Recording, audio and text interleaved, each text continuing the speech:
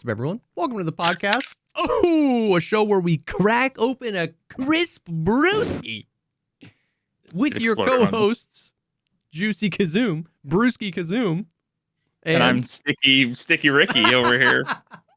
Sticky Fingers Ricky over there. What you cracking? My wife brought home some Sprite. My wife. Time to my wife.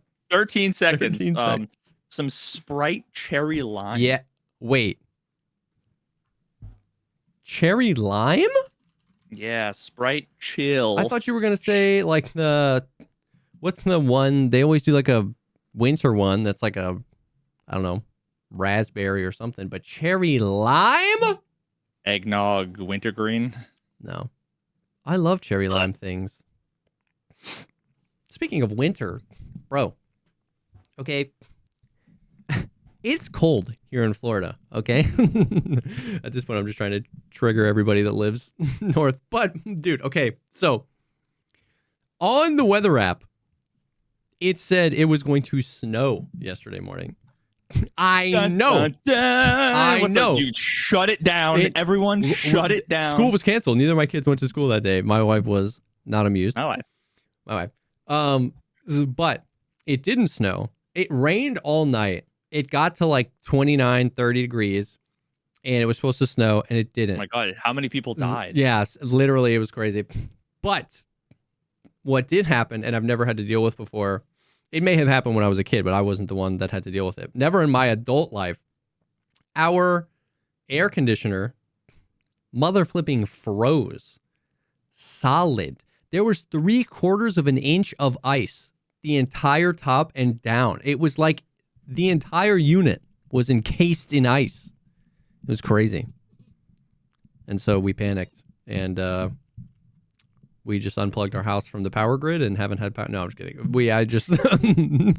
My wife had a space heater out there trying to heat it up. The entire greater fucking Florida area is a state of emergency. Bro, it's crazy. Now, I know you live, not you, but you chatter live north of the wall and it's negative 82 degrees and you have to plug your freaking underwear in to keep your balls hot enough to function. I know. But for us Florida people, that was cold. I was like, what do? I didn't know what to do. My freaking AC unit was frozen, bro. Oh my God, that just reminded me of Pop Warner football. I just remember, like, because it would go into like the winter. Yeah. So we would play in the snow. Zoinks. And it was just like all you'd see is like a bunch of fucking boys, everyone's got their hands in their pants. That's the only way you'd stay. Just a line on either side. Yeah. Everybody's just cold as fuck, hands in your pants, because that's it's the warmest place. Miserable, dude. There's something like, I am not at all saying that like being outside and hot is fun. It's when it's like hot, it's death. But I still almost think like I like being cold more than I like being hot when I have like resources at my disposal, right? Like I love going to bed cold. I love when it's cold outside and I like run into my house and it's nice and warm. But if I am to be forced to be outside for an extended period of time, I think I'd rather be hot than cold, because cold is just like, God, just being forced to stand out in the snow to like watch a football game. You're not even on first string. You're just watching it happen. No shot, bro. Yeah, here's the thing. Being hot doesn't hurt. Yes. Like being cold. Yeah. Hurts. Being hot is extremely uncomfortable. It's frustrating because you get sweaty and like your clothes get gross and you smell bad for the rest of the day. Like there are inconveniences and it is mad uncomfortable. But yeah, being cold crosses uncomfortable into like pain. Like it hurts. Yeah, I went to last winter. We went to me and my in-laws and my brother-in-laws. They have a bunch of kids, a bunch of young girls. Mm-hmm. And we went to Santa's Village, I think it's called, which is basically like a ghetto little kind of theme park area out in the boonies that is all like ice tunnels and like carved in, like they manufacture basically like ice caves, and they put like lights inside the ice, so it just looks like this magical, like frozen whatever. Yeah. Then there's like a reindeer pulling on a sleigh through the woods, and they have lights, and it's, you know, it's just the thing that little kids like. But I had to leave because I was in sneakers and didn't realize that we were basically walking around in the snow. Oh, I don't know why. I thought it was going to be pavement. I pictured like it was like a theme park, you know, like a cold Disney. No, we were just in the woods in the snow. So my feet were soaking, and it's frostbitten. 10 degrees Fahrenheit. So it's like, I gotta fucking leave. I got in the car and I went home, and that's crazy. Like, I can't stay. Yeah, because then your feet start going numb and tingly. No, and I just wasn't prepared. You got to be prepared for the cold. Yes, exactly. Yeah. And maybe that's it. Like, I truly don't know how to prepare for being outside. Like, I know people do the long johns, and then they do the pants and the shirt over top, and then they do like a jacket and then like an overcoat. Like, if it gets cold, like it'll get every, year or two, like you'll have a day where it's like in the 20s in Florida, and it's like, we just don't know how to be. It's like all we have are hoodies and t-shirts underneath. Like that's all we got, man. And it's cold. So I don't know how to like exist out in the cold. The preparedness we lack. I went to Hawaii a few years back, and I made the mistake of not bringing a coat. We went to see the sunrise on Mount Haleakala. Okay. Mount Haleakala is, let's see, does it say? It's Mount Haleakala Peak. It is 10,000 feet. A sunrise in 10,000 Yeah, it's just always cold that high up. Bro, I gotta show you the pictures. That was actually one of the most beautiful things I bet I have ever. It was full on clouds, but we were above the clouds. So it was like the ocean. Yeah. It's like you. That's incredible. I'm literally gonna find a picture of what it was like. It was, if anybody ever goes to Hawaii, you must go see the sunrise at Mount Haleakala with a coat. Just bring a coat, bring fucking gloves. Yeah. Oh, man. Terrible, freezing, but it was beautiful. That's awesome. Yeah. So that's my winter story. My AC froze, and it's cold outside, and school was canceled. But we didn't get snow, bro. God damn it. Have you ever driven in the snow? Yes. One time. So 6-ish years ago now, like 7, 8 years ago now, I had just moved to South Carolina on the coast.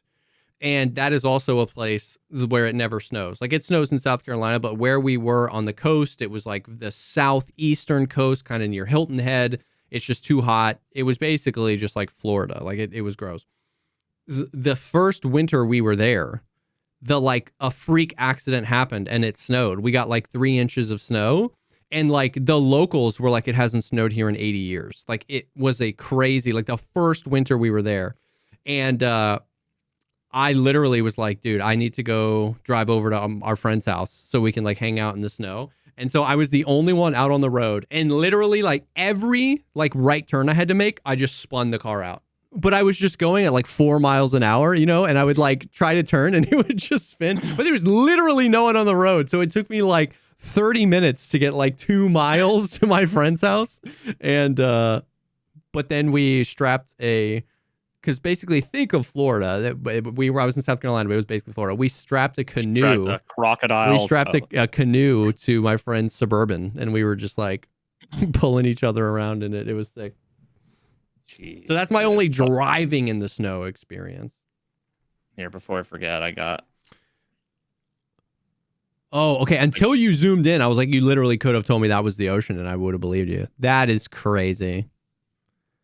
Oh my god, that's so it was sick. unreal. And just think that this is like just barely the peak, Yeah, and it goes down like another 9,000 feet, dude. It was that's so sick. crazy. What kind of car were you driving that you were spinning out? Was it rear wheel drive or? It was my 4Runner, and it was in rear wheel drive. I didn't think to put it in 4-wheel drive. Well, can't win them all. Can't win them all. I almost flipped over of my Ford Ranger. Two tiny little Ford Rangers, called it Tommy because that was Green Ranger. 90s kids. Nice. But it was only rear wheel drive, and the thing weighed nothing, right? Because pickup trucks are just nothing. It's yeah. It's 2/3 of 1/3 of a car basically. And we were going to Subway. This is when it was in college, and me and my wife were dating. Going to Subway, dude. And I did like a nice little fishtail, and it was like into like a 6-foot tall snowbank, and the thing was like, oh my god. So now whenever it snows, I look at my wife when I'm about to go to a corner, and she's like, "Don't even fucking think about it. You remember Subway? God. You remember Subway?" On our way to Subway. That's funny, dude. Fresh. This is so random, but you said Tommy Ranger, Green Ranger, Power Rangers, dude. Did you know? This is just like a fun fact I heard. It could be totally fake, but I believe it to be true. All that was like filmed for like a different show that was airing in like China or something. Like all of the Power Ranger parts of the show, or at least in the beginning, were like filmed for a different TV show that they just like took and then just filmed the kids doing the other scenes. Like all the fighting was like, it was like supposedly for a different show. Hold on. Now I have to Power Ranger. Wait. What do you mean? That must have been like the pilot, and then they spun it off. I think like the first season of like the first show. Like it wasn't just the pilot episode. Obviously, they ultimately filmed their own because there have been like a bajillion shows. But hold on. Mighty Morphin, definitely not Power Ranger. Yeah. Dude, I was a part of the. This is when I was like 7 or something. The Power Rangers fan club, and I remember for I guess 1 month, and you're supposed to get a signed, like autographed photo, like 8x10. Okay. And I wanted the Red Ranger or the Green Ranger, right? Okay. I got the Pink Ranger, and I was like, never was like, all right, put it in the trash can, Dad, because I just don't care about Kimberly. Yet I still remember her name. That was her name, right? Pink Ranger. Power Rangers Power Rangers takes much of its battle footage from a Japanese program called Super Sentai. Every year since its inception, they've pronounced hentai. Yes. Every year since its inception, they've used footage and even some plot holes from the Japanese program to varying degrees of success. But just the battle footage, just the Power Rangers. Like they basically took that and they were like, the West would love this. And then they filmed the kids doing the other stuff and just stitched together like stories.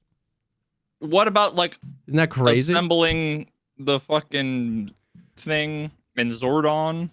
What about all that? Was that all a part, or was that added after the fact? I don't know.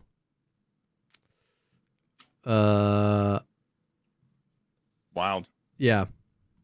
I'm surprised they didn't use what just came out in the news. Did you hear about the leaked UFO footage? No. From New Jersey? No. Let's see.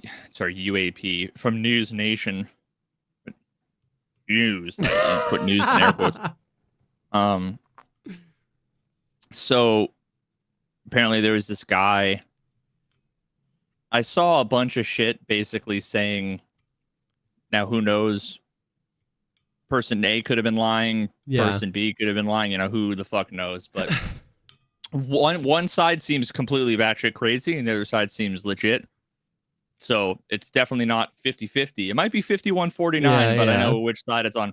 Guy basically being like, he lied about his military career, like straight stolen valor, all this shit. But so this guy who worked for the government and the intelligence community, which is also always one of those things where it's like, can you prove that you were doing a thing you're not, quote unquote, not allowed to talk about, right? Like anybody can say that, Yeah. like, oh yeah, Yeah, it's yeah. classified, you know, or whatever the fuck, right? Yep. So I'm like looking at this literally in real time here. He was apparently in the Air Force's Elite Combat Control Unit, had NATO top security clearance, you know, blah, blah, blah. Let me show you the footage that like rocked the UAP world. Okay. I saw the guy who I used to watch, Chris Ramsey. Okay. He would do those like puzzle box opening videos, and he's also like a sleight of hand magician. And then he turned. You tell me about him. Yeah. Yeah, I mean, it's a little unfortunate. Turn, but he just started. Yeah, I remember you talking about this guy. Yep. Yeah, he is posting stuff that's just, let's just say it's not skeptical, and it's unfortunate. But I need you to watch. Okay, new UFO video unveiled in News Nation report.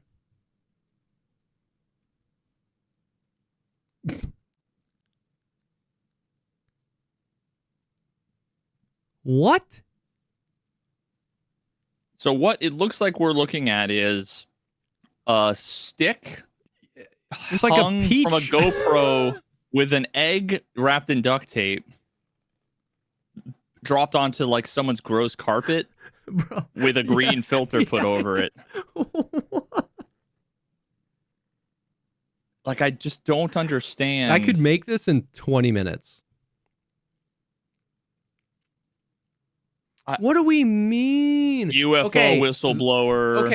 Okay. Dude, let's break this down. Do you think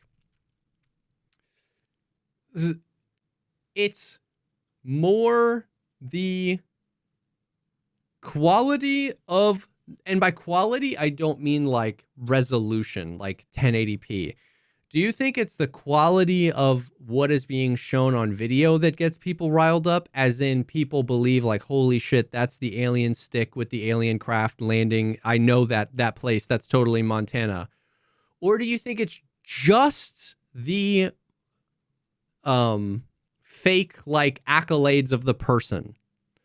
Like, which one holds more weight? Because that looks like something caught out of like a nanny cam, like a teddy bear thing when it falls over. You know what I mean? Like, that doesn't look like anything. So do we think it's just because homie pretended to be in the CIA? Or do you think people see that and they're just like, oh my God, that's a UFO or a UAP or a ABC, whatever. What do you think holds more weight? Because that's the most nothing burger video ever, which I expected it to be when you said it rocked the UAP world. But like, come on, man. I don't think either matters or is they're equally likely, because the people who believe it, they are, for all intents and purposes, flat earthers. Yeah. It doesn't matter what you show them. It doesn't matter what the credentials are. If it's either he's was a part of the, like, he's telling the truth or he's not, and it's a psyop to divert from the real alien. But certainly, like, if the video you just showed me is the bar for like getting on the news, then how is there not? Well, yeah, for sure. But that's what I'm saying. It's like that. How is it just nonstop?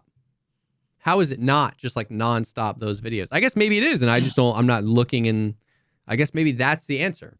Because I think my brain is trying to rationalize how could something so low quality make such big waves? But maybe it's because my attention is drawn to it. Maybe every other day of the week, there actually is a video that horrible making big waves in that community. And I'm just like, I don't see it. And then that's kind of the answer I'm looking for. Is it that they can be duped at the drop of a hat? With that, this one I feel like made larger waves than normal. But it's just so crazy that, like, for the last couple of years, right? There's been people testifying in Congress, like all these things, all this released stuff and unearthed documents and whatever. And yet, like, has nobody, have none of the people who are so bought into this recognized that nothing remotely compelling or concrete has come yet? Yeah. Like, yeah. And it's only been like 60 years that we've been doing this, right? Interested in it's and like, I think a lot of it is there's just a lot more prominent morons with large followings that are sharing this, right? Like this Ramsey, you know, has, let's see, boys, he only has 74,000 followers on Twitter, but still he shared it 160,000 impressions. I think that might be the answer that I'm looking for, actually, in my brain, is that like more and more we have bigger and bigger influencers willing to like retweet or quote tweet or share like clearly stupid stuff, because it just I like something buys into this, like, you know, they're not telling us everything grift. You know what I mean? It's like, it's become more natural for somebody to like co-sign something, but then still claim they don't believe it. Like I was just sharing it, man. I was just trying to make people aware. You know, I don't know. Like it feels like back in the day, if you were going to like retweet something, it was because you like really believed it. But I feel like more and more now, it's just people just like sharing or retweeting or reposting things that are ridiculous for the sake of them being ridiculous. And because you have more people willing to do that, more and more eyeballs get onto it, which convinces actual real people. It's just crazy to me that we live in a world where 2 months ago on this channel, we were having a real discussion on if Dr. Egon Chalakian was a real human being or not. We are actually getting to a point where like the uncanny valley is almost being crossed, and we are having conversations being like, is this a human being or like generated by machines? Anybody can hop on and start a trial and get freaking the most powerful computers in the world generating video for you at your fingertips. And what makes waves in these communities is still 180p footage of a egg tied to a stick with a 2012 iPhone night vision filter on it. Like, that's crazy. But maybe I'm crazy, man. I don't know. No, I'm more and more, I'm thinking that like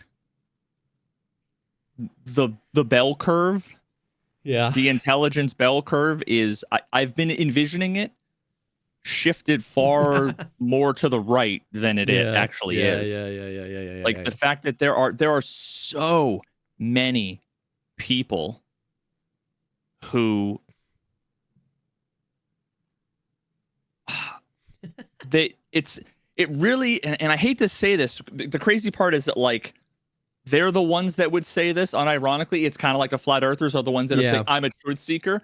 They're the ones that'll be like, oh, if you believe the government, you're just an NPC.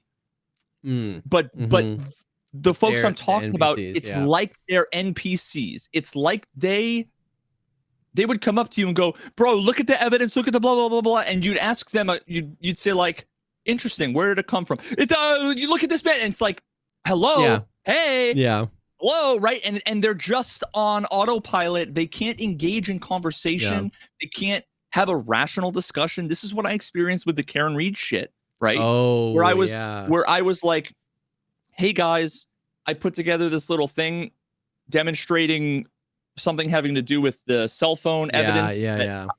I agree with you guys about 99% of everything. But you're interpreting this information. Let's have a discussion about it.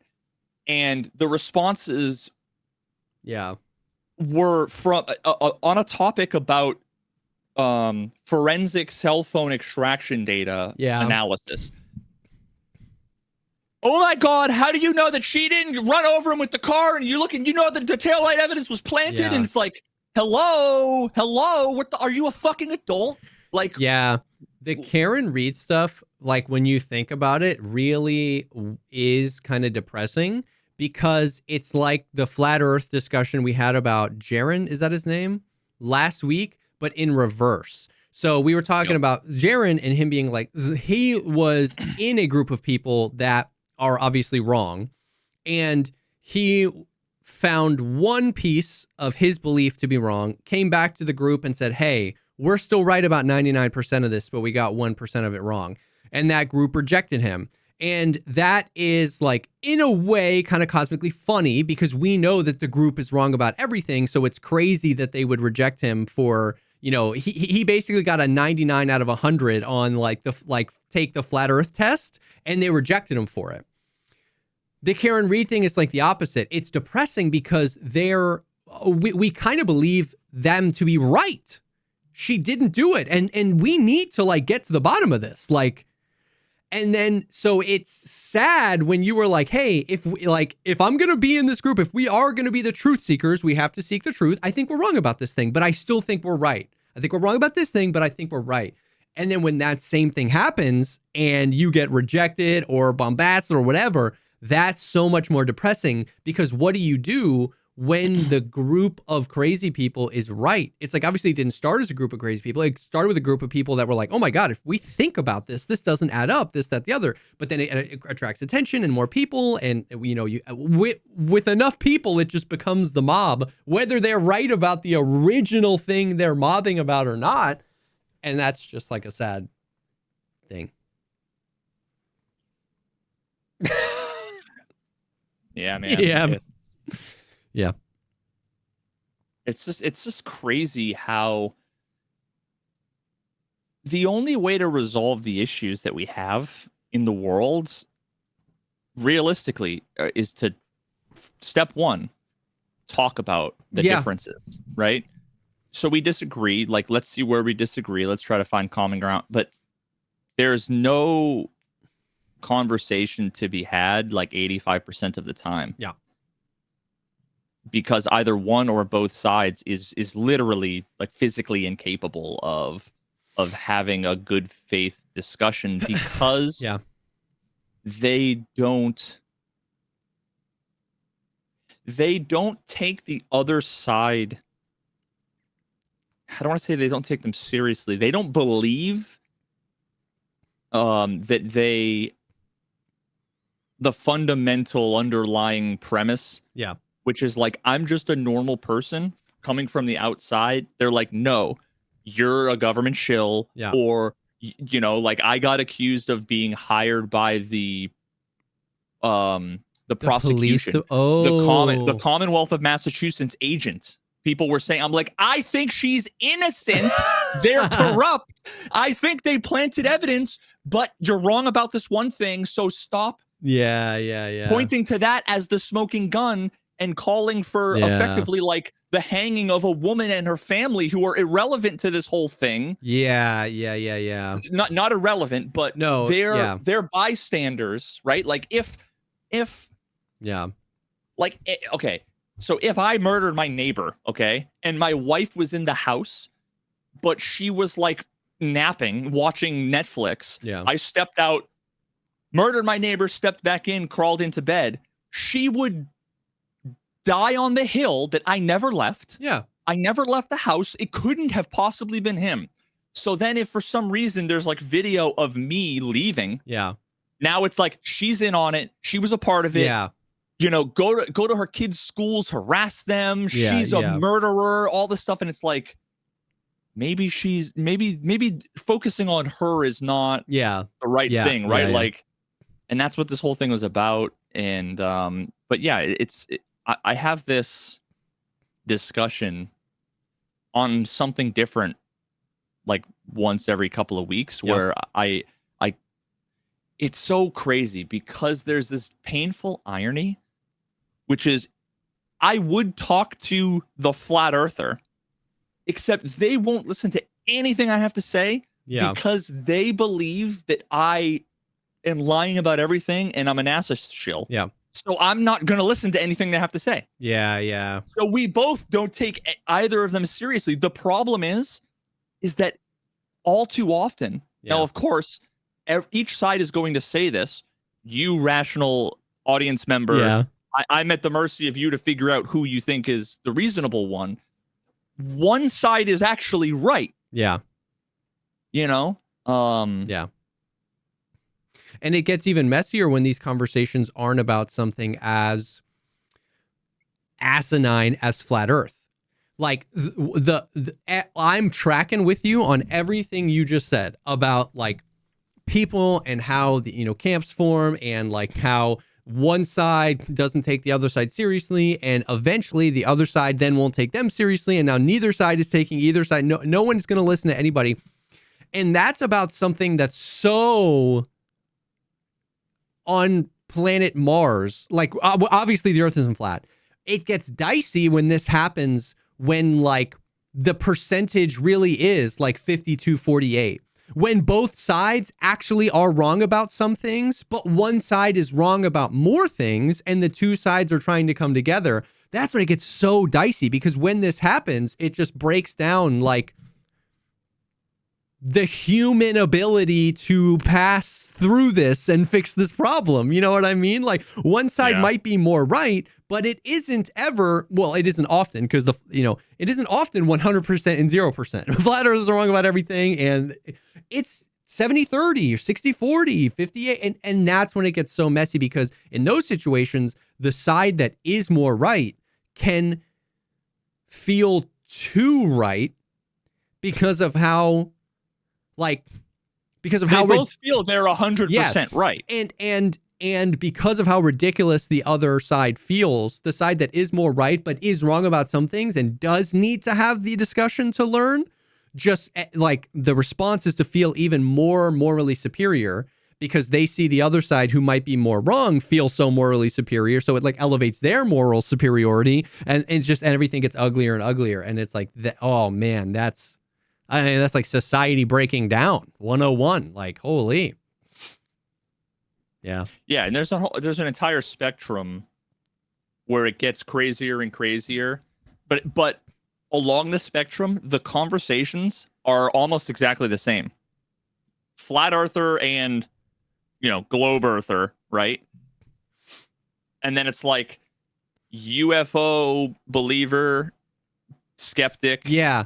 And then it's, the Kennedy assassination, whatever. Then you get closer and closer and closer to, it's like climate change, vaccines, the Democrats are corrupt, the Republicans are corrupt. Yeah. There's corruption in the government. Lower taxes are better, higher taxes are better. Healthcare should be free. And it's like, then you start to get into the like, but both sides are over here and over here. Yes. So there's no discussion. Yeah. So it's why, like, it feels as if we would never. Yeah. Like, there's. In what universe would we ever like redo the IRS? Yeah. In like the modern day, you would think that there would be, if we started the US today. Yeah. And we were going to have some way of taxing people, we would not come up with what we have now, right? Because we're wasting billions of dollars doing what we're doing now.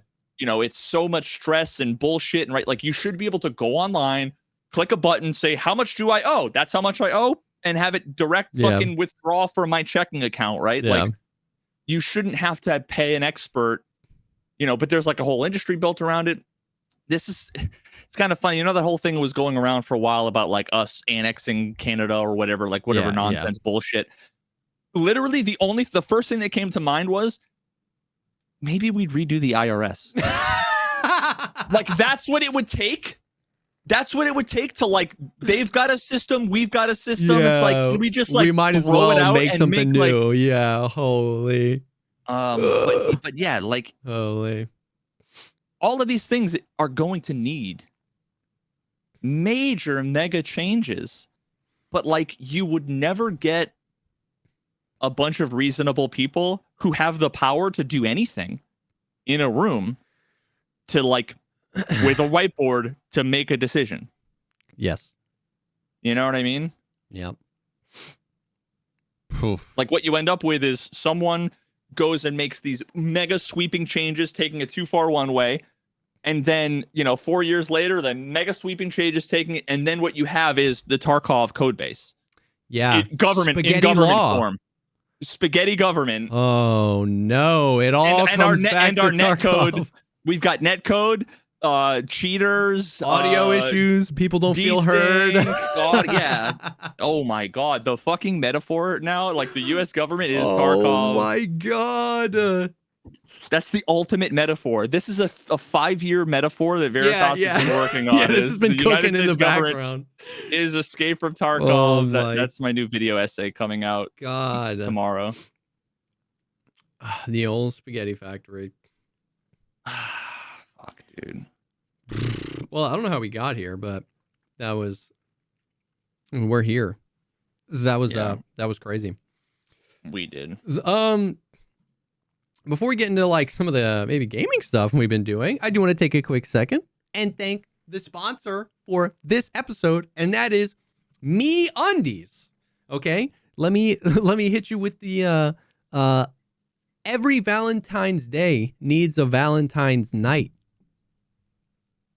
and MeUndies is your perfect yes, brother, and MeUndies is your perfect thirst trap to get the mood right, baby. Listen. MeUndies has got you covered in the undies department. We just got another one for I'm a kind of like everything is black. I got black shirts. I'm wearing a black undershirt. I've always had black underwear. I went a little. Hot Topic was previously your only. You don't have no idea how true that is. Like, it's crazy for so much of my life. I went a little crazy with my most recent pair of MeUndies. I got the planets. I got the space one. Yeah, dude. The dark blue? Yeah. Same. Yes, bro. Beautiful. Oh, shit. But MeUndies has you covered for all of your underwear needs. They are quite literally the most comfortable underwear I've ever put on in my entire life. They've got an unbelievable amount of different types of underwear, boxers, briefs. They got a contoured pouch. They got ball caddies. They got everything. The ball caddy. V is all about the ball caddy. The comfort's insane. The styles are insane. They have like a tremendous amount of styles. It's the new, I said this last time, it's like the new socks. Back in the day, everybody always had like wore dress shoes, and they're like way to be silly, goofy, crazy. It was like crazy socks. Well, nobody wears dress shoes anymore, but everybody wears underwear. And so they got everything you need. Yeah, man. I've been the ball caddy when the few and far in between moments where I go hiking, the ball caddy is clutch. But I've been really liking the longer boxer briefs. Yeah.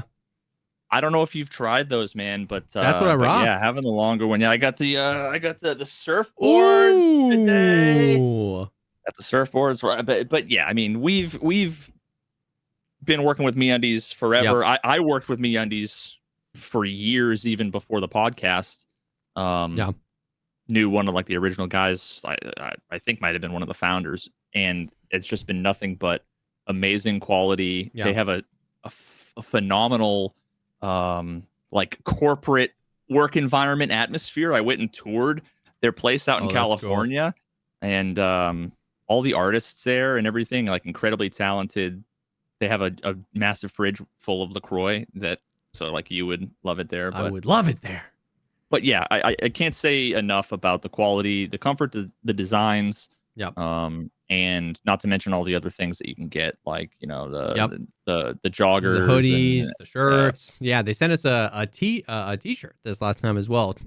Once again, I don't know what fabric they're using, man, but it's crazy.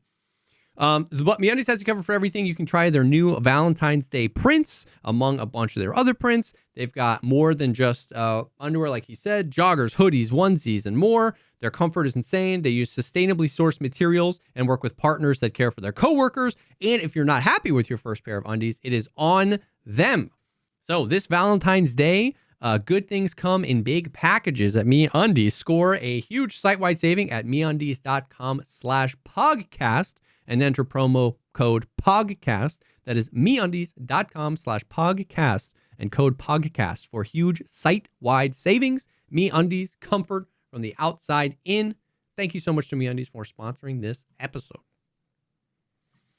Bang. Brother, I got to show you the wildest thing that I saw You saw a little bit of the Isaac I was playing earlier. Oh yeah, with the like Playing double the character, whatever. characters, yeah, Jacob and Esau or something, which I think are the kid Yeah, Isaac's children I think so. Yeah, yeah. from actual the Actual, actual Bible. the actual Bible. Yep. And you control the two characters, and it's really annoying because like if you know if you hit A, right, both of them go left, but then like if you move them such that one of them is in front of like a rock and you move them forward, it'll be like whoop. So then you can set, and then they move like this. Oh So then my if you god, hit like a wall, they move forward. You can hit control, and you can control one of them. So it's like that's you're crazy. dodging bullet hell, and then like your characters can be like this or like this, and it's God, it's a nightmare, dude. So I've been trying to get. There's like one particular unlock I've been trying to go for. But I started watching. I got nostalgic for the kind of the old style and vibe of the classic Northern Lion Binding of Isaac. Oh yeah, And that's when I discovered Northern Lion back in like 1986 or whatever when he was originally playing Rebirth. Yep. But so I found another channel that I've been really vibing with, Sinvicta. Oh okay. And he does every day does a new playthrough, and he's on like a streak of like 1100, I think, wins. So like I go maybe 2 or 3 before I either like reset or whatever. But so he plays this one character, Eden, that when you start off, it's completely random every time. Jeez. So you have random stats. You start with a random item. Your character looks totally different. So it's like you really gotta be able to improvise, make it work. Holy. So 1100, I mean, that's bonkers to me. When you have like 2 or 3 HP and it's like bullet hell nonsense, and sometimes you can get items that completely ruin everything and you get completely fucked by RNG and whatever.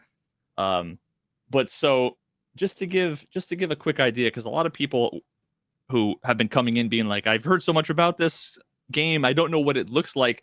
I want to show you what it looks like in the beginning. And then I want to show you the greatest set of item synergies I've ever seen in the game. Oh. And it's incredible because so how many items in Isaac? There's 717 items.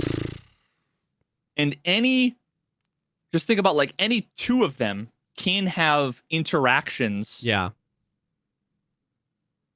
That the game needs to account for, which right? Yeah. So you can have it so that like you start off, your primary weapon are tears. It's just like bloop, bloop, bloop, right?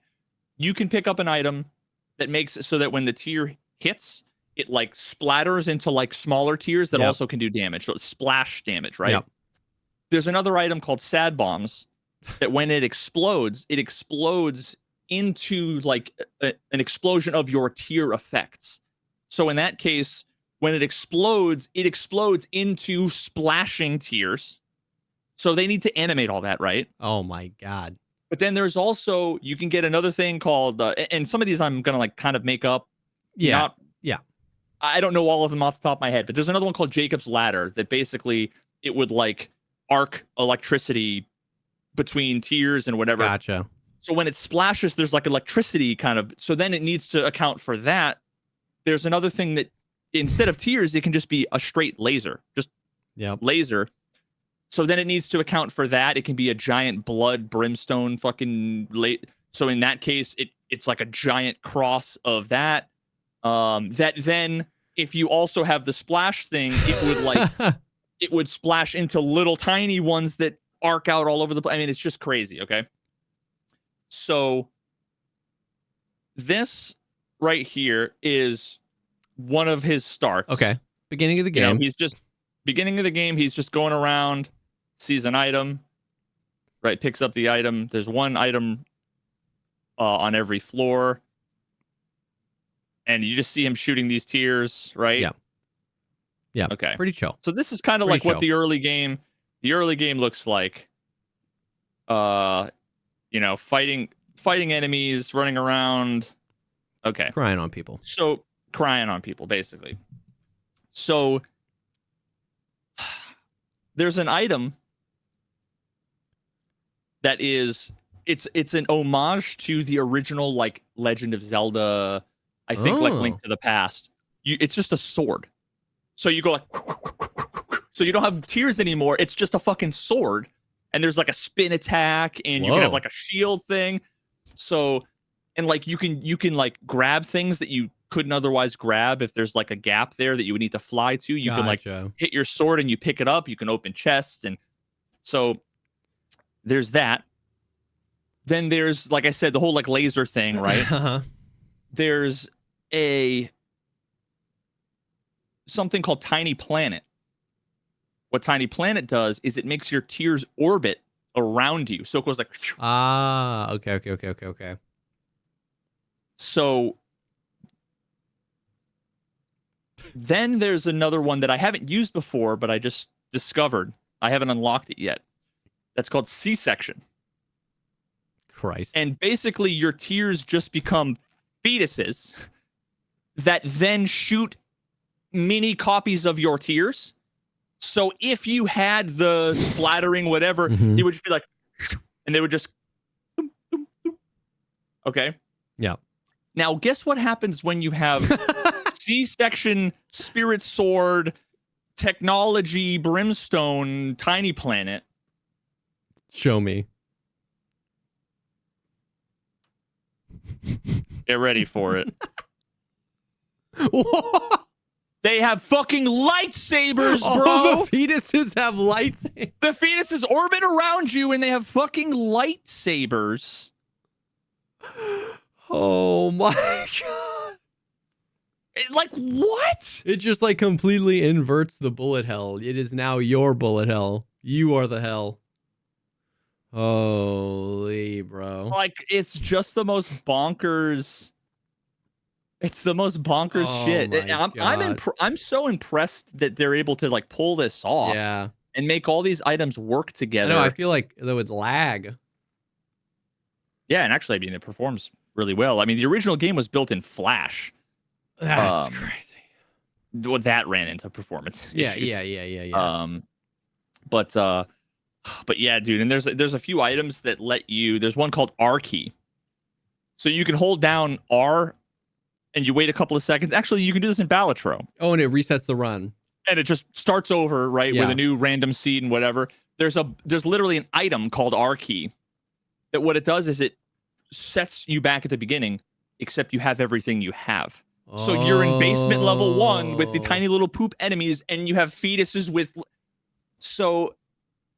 Damn. It's like a totally different experience. And then they added a feature at some point between when I first started and when I picked it back up called a victory lap.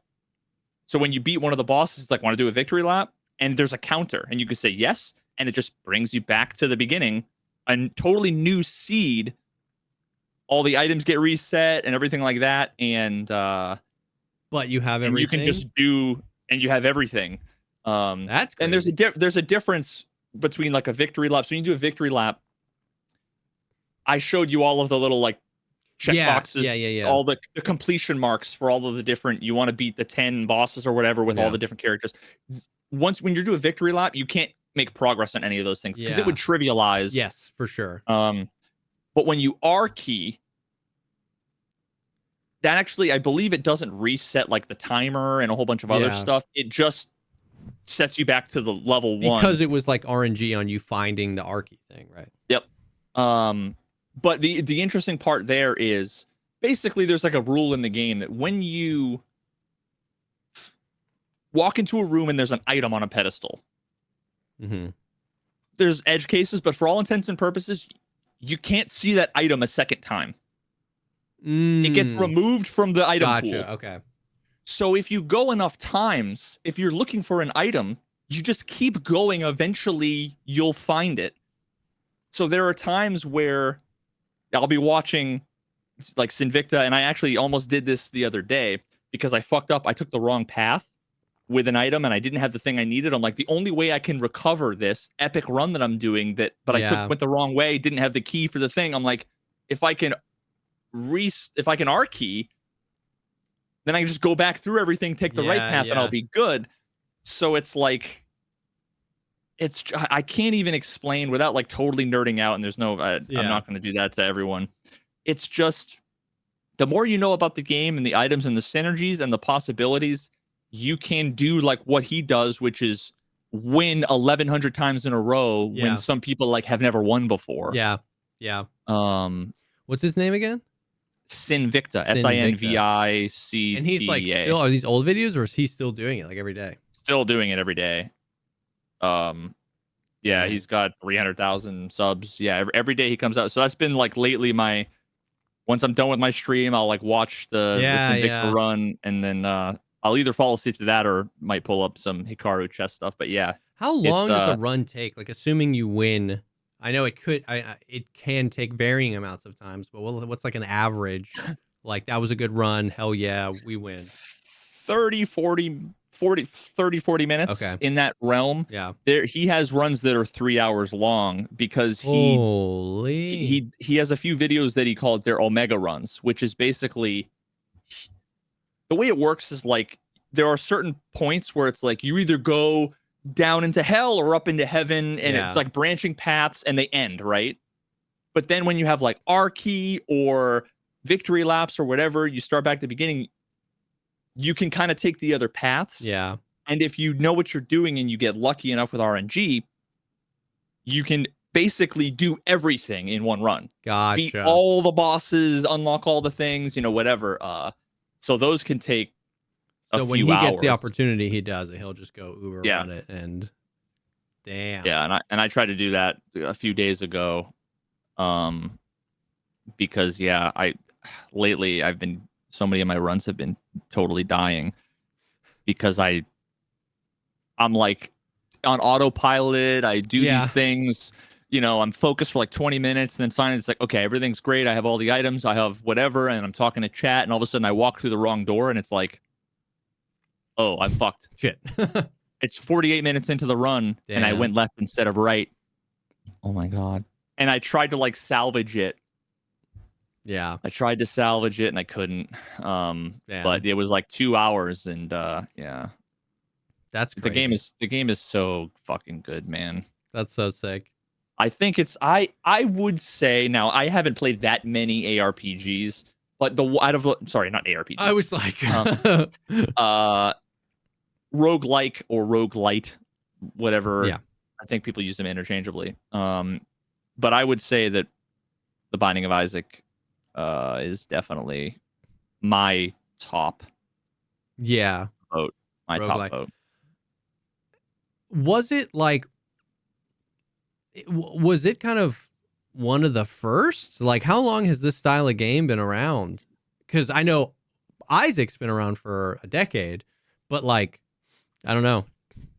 I guess it's definitely one of the more popular ones, but I don't know if Binding of Isaac came out in 2011. Damn. So yeah, that was 14 years ago. I mean, okay, so back in 1980, there was a procedurally generated dungeon game called Rogue. That's why it's called roguelike. Wow. It's all coming together. Holy. Yeah, so holy. So yeah, there you go. Oh my God, the Binding of Isaac came out the same year Skyrim did. Jesus, dude. Holy. That's wild. It's crazy to think if you were born on the day Skyrim came out. You're turning 14 this year.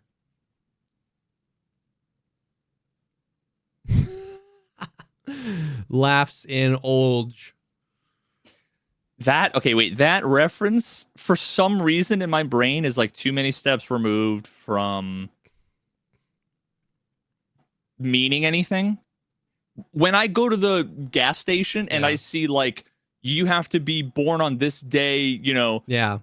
after 2015 or whatever to drink. It's like, wait, what? Like, Yeah. you know, whatever it is. Yeah. What would it actually be? Is it 2004? 21, 2003,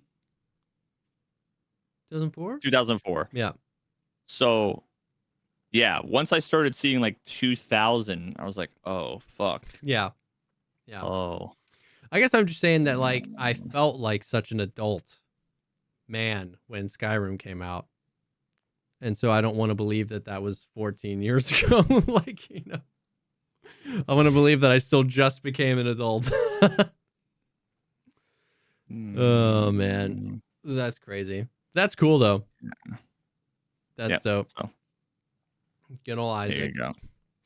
And I think the last thing I want to talk about real quick before you update us on what you've been doing. I got a few text messages, okay, from my Okay. sister. Now, me and my sister, we talk every now and then. Most of the time, it's usually when we're like trying to take care of our grandmother or whatever. It's usually like stressful, you know, bullshit. We don't have a ton of small talk, but we're pretty close. Yep. Just finished cooking dinner. I'm like, must have been intended for her husband. Mm-hmm. Mm-hmm. Okay, like Yeah. must have Okay. been a. Yeah. That was at 6:30 at night. Then 8:12. Bro just finished some bomb raspberry sorbet.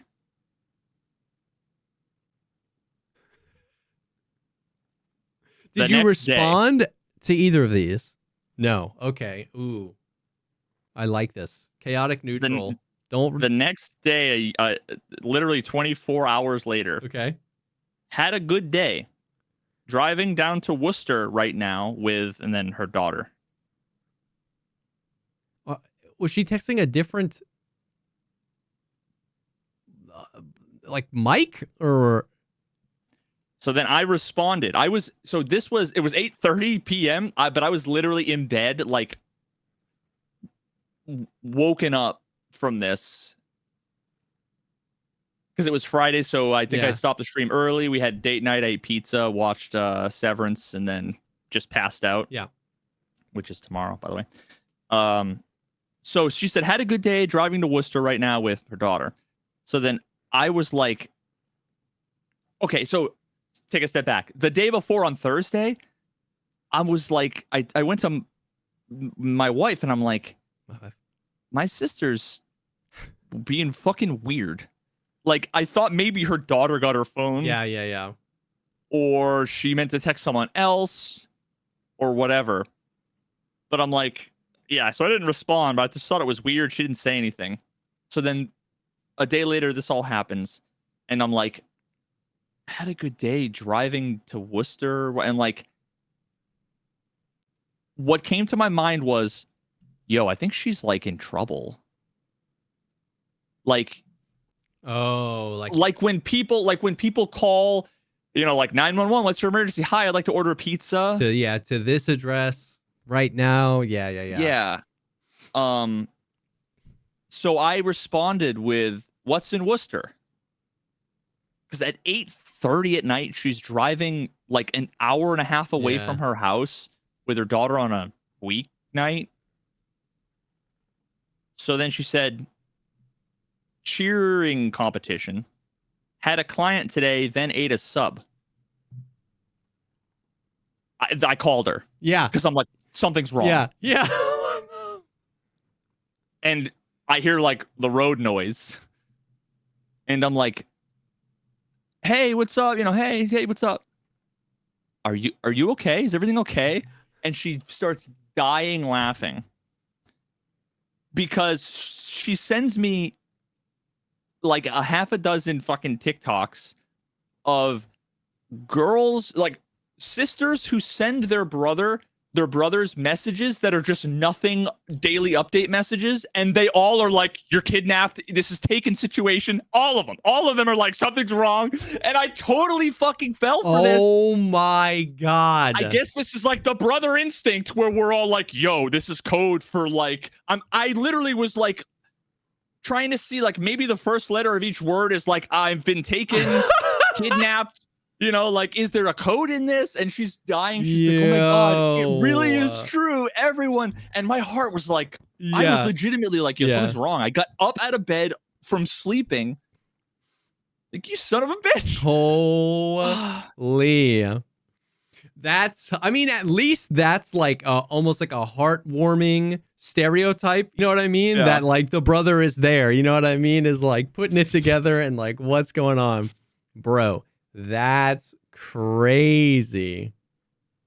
That's crazy. I thought that was the funniest thing, dude. But like, I'm always like 3 steps removed from like, is this person doing something for this reason? Or for this reason? Yeah. And because I feel like I often find myself in situations where I'm like imagining. Sometimes it's like nightmares. I remember as a kid, I'd always think like, I think of myself in the worst possible, almost like Saw. Yeah. You know, it was like, oh, your family's they're all held at gunpoint. Can you dive into this swimming pool full of razor blades to find the whatever? Yep. And I'm like trying to think like, would I be able to do it? You know, like these terrible things, these gross things, these dangerous things. Yeah. And yeah, I think about like, how would I communicate? You know, if I was hogtied in a trunk and think about all these random situations. And it's just never that. Dude, it's always just my sister with a TikTok friend.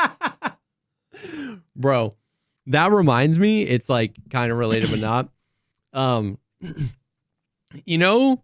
Okay, how like the newest iOS, the thing that they're like marketing is like the Apple Intelligence summary of your notifications. Like it'll read all your emails and summarize it, or read all your text messages and summarize what it is. Have you not seen that? It's like what all the ads for the iPhone are super focused on. Like I've seen some like clips of Northern Lion talking about AI, and like it's so funny. It's so funny because like some really funny images came up of like tweets came up about like the AI summarizing like a breakup text, and it's just like really funny stuff. Anyways, my best friend, this is like a week ago now, got in a really bad car accident. He's alive. He's okay. He's been in the hospital. They worked him up. He's good. But it was like a bad one, bro. His truck flipped 8 times. A semi-truck hit him. It was insane. Anyways, so we've been getting updates like through his family. His like mom is there and she'll send text messages and stuff like that. And I got a message. I was live when I found out it happened too. Like last week, it was like awful. But anyways, and the message was, he's home. He was sprung loose around 3:30 this afternoon. We brought him to the hotel. He's resting. When he first goes out, he said he feels like he knows how it is when prisoners are set free because he was cooped up in the hospital for so long. Anyways, the AI summary, I looked down at my phone and it said Eric released from prison this afternoon at 3:30. Dude, and I was like, what happened, bro? I like panicked. I was in the middle of a raid. I like picked up my phone and it was like, how did he get from the hospital to jail, dude? And it was just, it sprung loose. And he said, he knows how prisoners feel when they're first let out of jail. And it just summarized that to like released from prison today at 3:30. It read like a news article, bro. It was like a headline. Dude, it was crazy. Is that similar? So I get like, they look like text messages when I get a voicemail. So sometimes I'll get like a voicemail from like a business associate or a company or a doctor or whatever. And it's like, why are they texting? Yeah. Like, what the fuck? And then I go to look at my text and there's no texts there. Yeah, it's like it annotated the voicemail and kind of showed it to you. Yeah, it must be the same thing. Dude, it was crazy. Dude, I was like, what the heck? Yeah. Oh my god. Yep. That'd be a week. Is it bad that the first thing that came to mind was I was going to be like, yo, my heart goes out to your homie, and all I could think about was my. I can't even. Do you know what I'm talking Yes. about? Oh my god! I don't even think we. No. Don't No. Oh, that's a fucking can of worms I don't want to get into. But that is the can of worms. Yeah. Next. But yeah. So, holy. I mean, there's not a whole lot. Yeah, some people know. There's not a whole lot of like the gaming, like news going on. I've been playing Delta Force, having a blast. Oh shit, yo, get that bag, dog. Dude, it's crazy how much they're paying me, bro. It's out of control.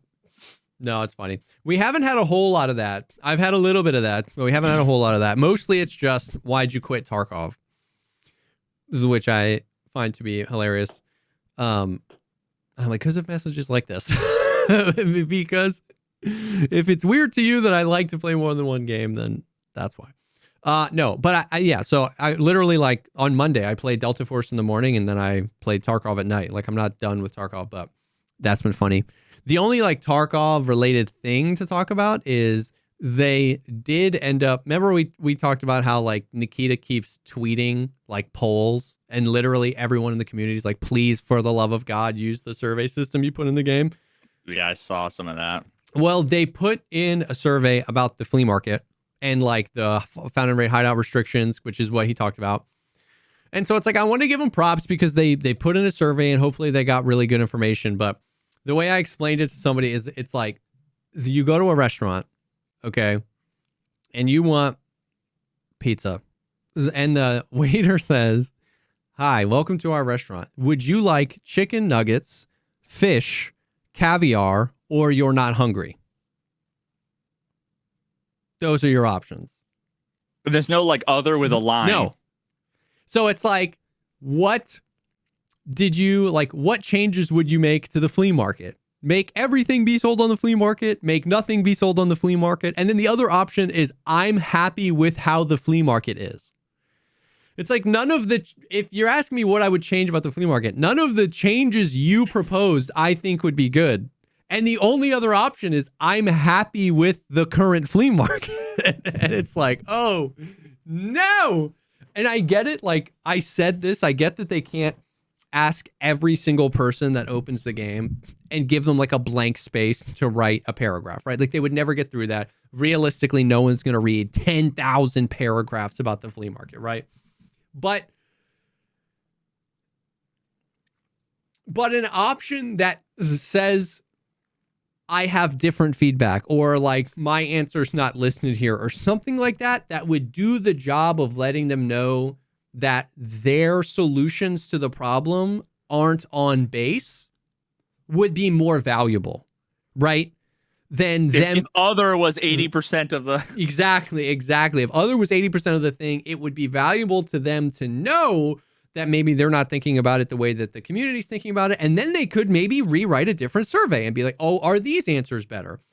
And I'm worried that they're going to get back, like, I'm worried either way that they're going to get back 100,000 votes where I'm happy with the flea market because people didn't know what to put, or they're going to get back 100,000 votes with people who didn't want to put it, they were happy with it because they're not happy with it. So they picked an answer, but it was a bad answer. You know what I mean? So BSG's like, oh, we should make it so everything can be sold on the flea market or whatever, or nothing can be sold on the flea market. And then, like, does that make sense? So I thought it was funny. And then the reward for doing the survey was 2 car batteries, which was just so funny to me. I don't know why.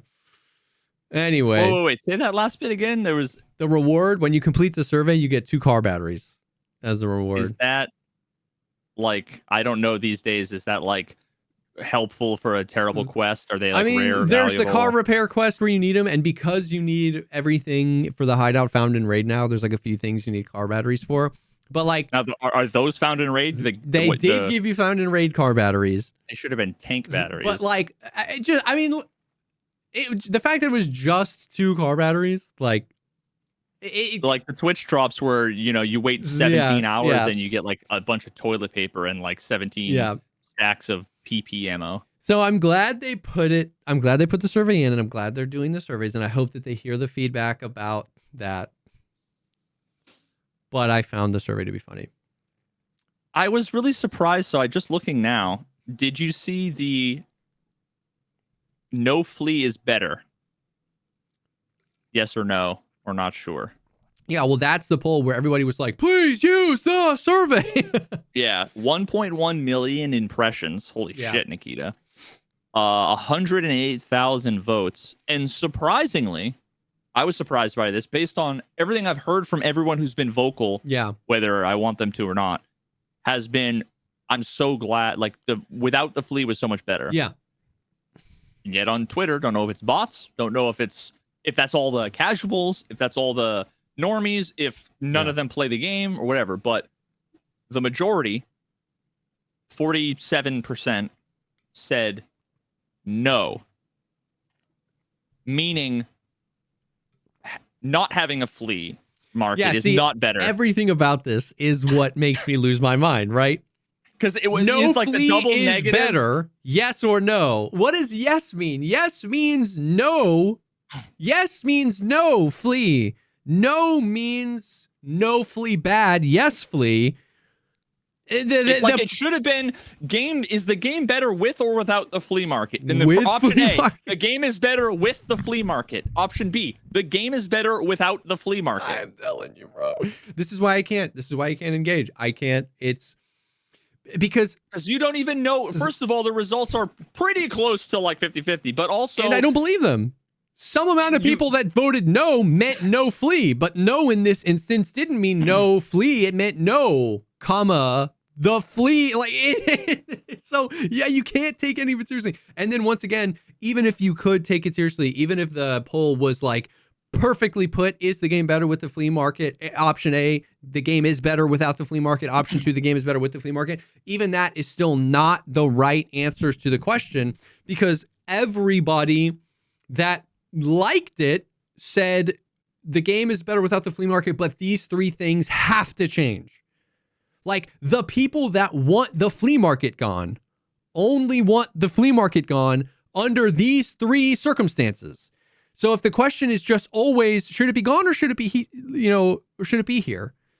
It's like, if in the event that like the people that want it gone won the battle and they deleted it and changed nothing else, nobody would be happy. The people that wanted it to stay wouldn't be happy, and the people that wanted it gone would be like, we've been trying to tell you, we only want it gone if you change these things. You didn't change it. So it's like the whole premise of the Twitter poll, I cannot abide. Like, it's just, it's like that. The only use, and I don't even necessarily mean this in a bad way, because play the game, you know what I mean? Like, don't hate the player, hate the game. The only value that Twitter poll brought was impressions to Nikita's Twitter account. Like, the only value added to the universe was he got a crazy amount of impressions. The question was bad. I don't know how Twitter works. I don't think so. I don't know. The question was bad. The poll was bad. It was in the wrong place. The answers were bad. Like, it was just all bad. The only value that added to the universe was he got impressions on his Twitter account. It's just crazy to me. I don't. I cannot. I don't know. Anyways, so that was that.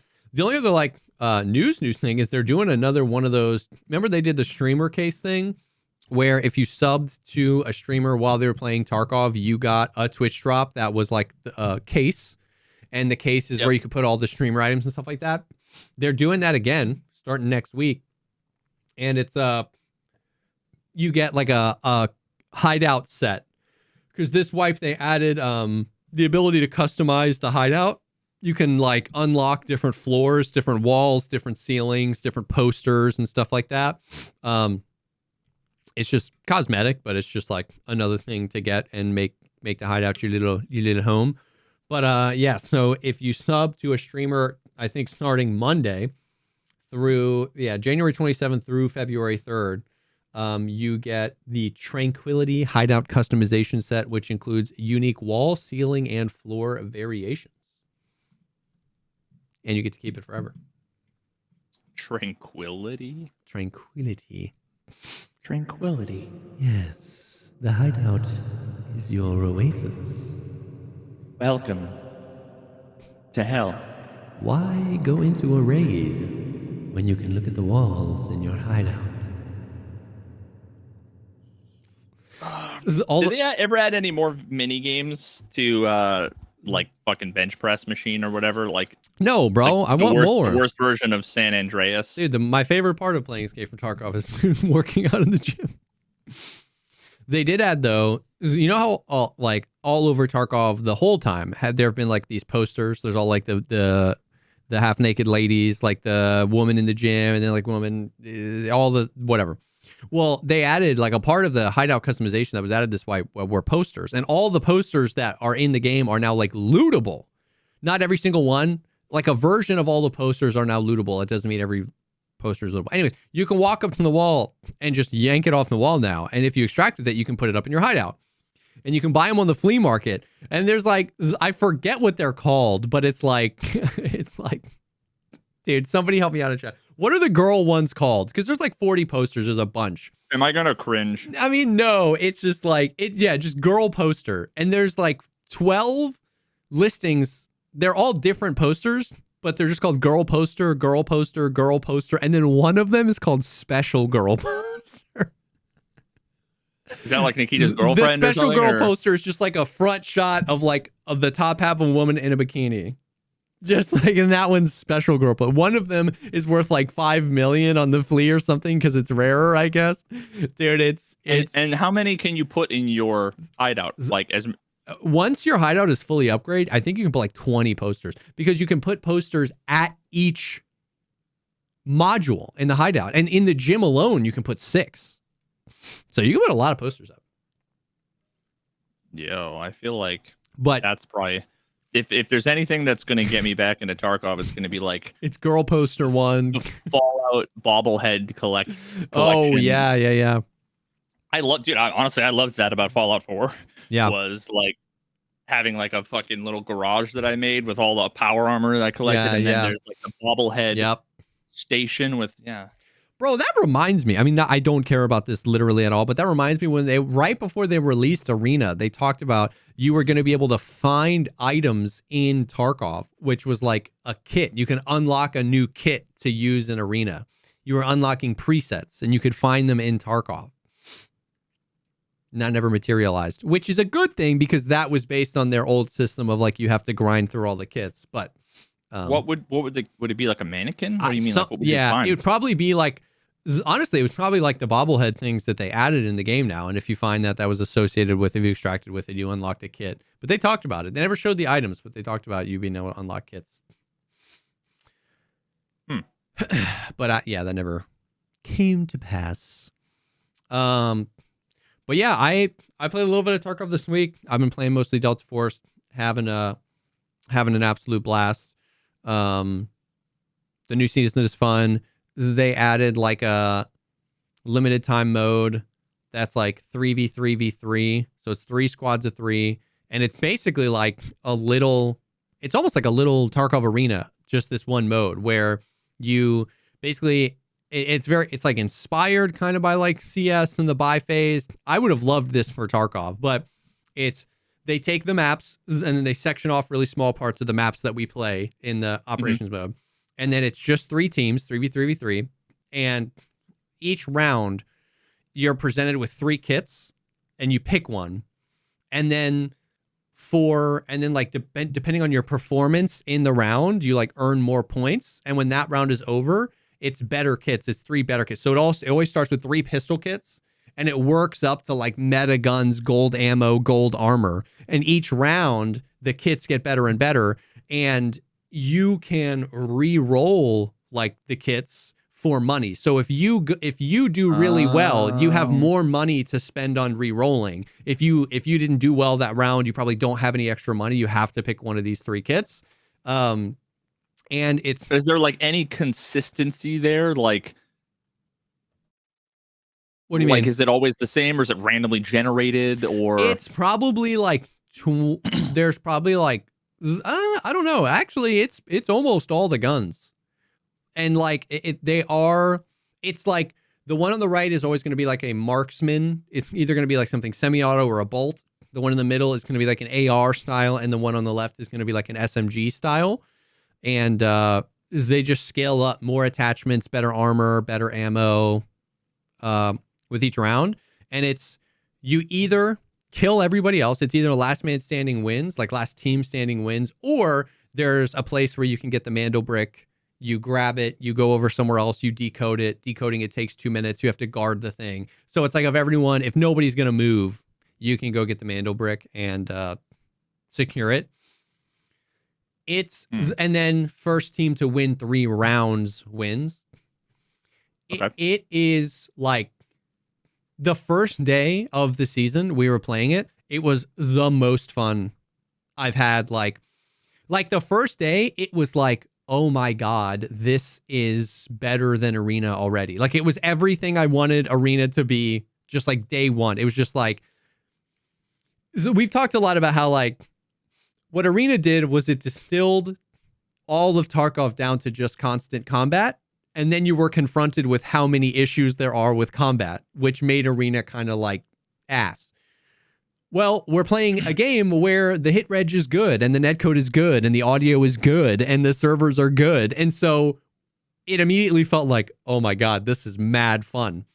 And we skipped all the bullshit of Tarkov of like grinding kits you didn't want to run. Every round you could just re-roll to something that you were like, oh, I love using the Vector. And then you're just like, you're in. And it was just like the queues were fast. It was super fun. Now it's gotten a little bit less fun because at first, literally everybody was just running around like a maniac because we were all figuring out what the mode was. They did a really poor job at sectioning off the maps. Like, does that make sense? They picked really bad spots of the map to take it. A lot of times the strategy is like everybody just stays in their spawn. And everybody's waiting for the other team to fight each other to capitalize on a third-party opportunity because there's no movement. Like literally, a lot of times it feels like a lot of the maps. It feels like each team spawns in a room with one way out, and it's just hallway into the middle. Why would you run out first? How's the audio? The directional audio is fantastic and very consistent. The vertical audio in this game needs work only because there's basically no distinction if somebody is below or above you. And I think it's like context clues. Yeah, I think they almost do that on purpose to guarantee that you are hearing the sound. But any map with any verticality, it makes it really hard. Like other than that, the audio always plays. You can always hear and you can pick up on, you start to heal when someone's rezzing, when someone's healing, when someone's plating, when someone's walking, when they're running. It's so good. The sounds are so crisp, but with any verticality, it's just like really hard to be like, okay, should I be flying around this corner or should I be ratting and waiting for you know what I mean? It's Because I remember that was what you were describing was what happened in like the kind of semi-pro competitive arena. Remember how I played in that like tournament with all like the giga sweaties? The meta was everybody runs from the spawn, sets up, and nobody fucking moves. Yeah. Because you're so loud. Yep. That so I wondered if it was at all similar, or maybe the result was similar with a different cause. Yes, I think it was very it's not fun when it's like nobody's doing anything because you're only punished for moving. Exactly. It felt like think of literally just like a Y. 3 rooms all connected with one hallway that converges in the middle where the Mando brick is. It's like, yes, like conceptually you're like, oh, well, you have the Mando brick there. So if nobody wants to move, you can go get the Mando brick. But it's like, you have to put yourself in the meat grinder. It's like the first team out of their spawn room is immediately pinched the way the map is designed.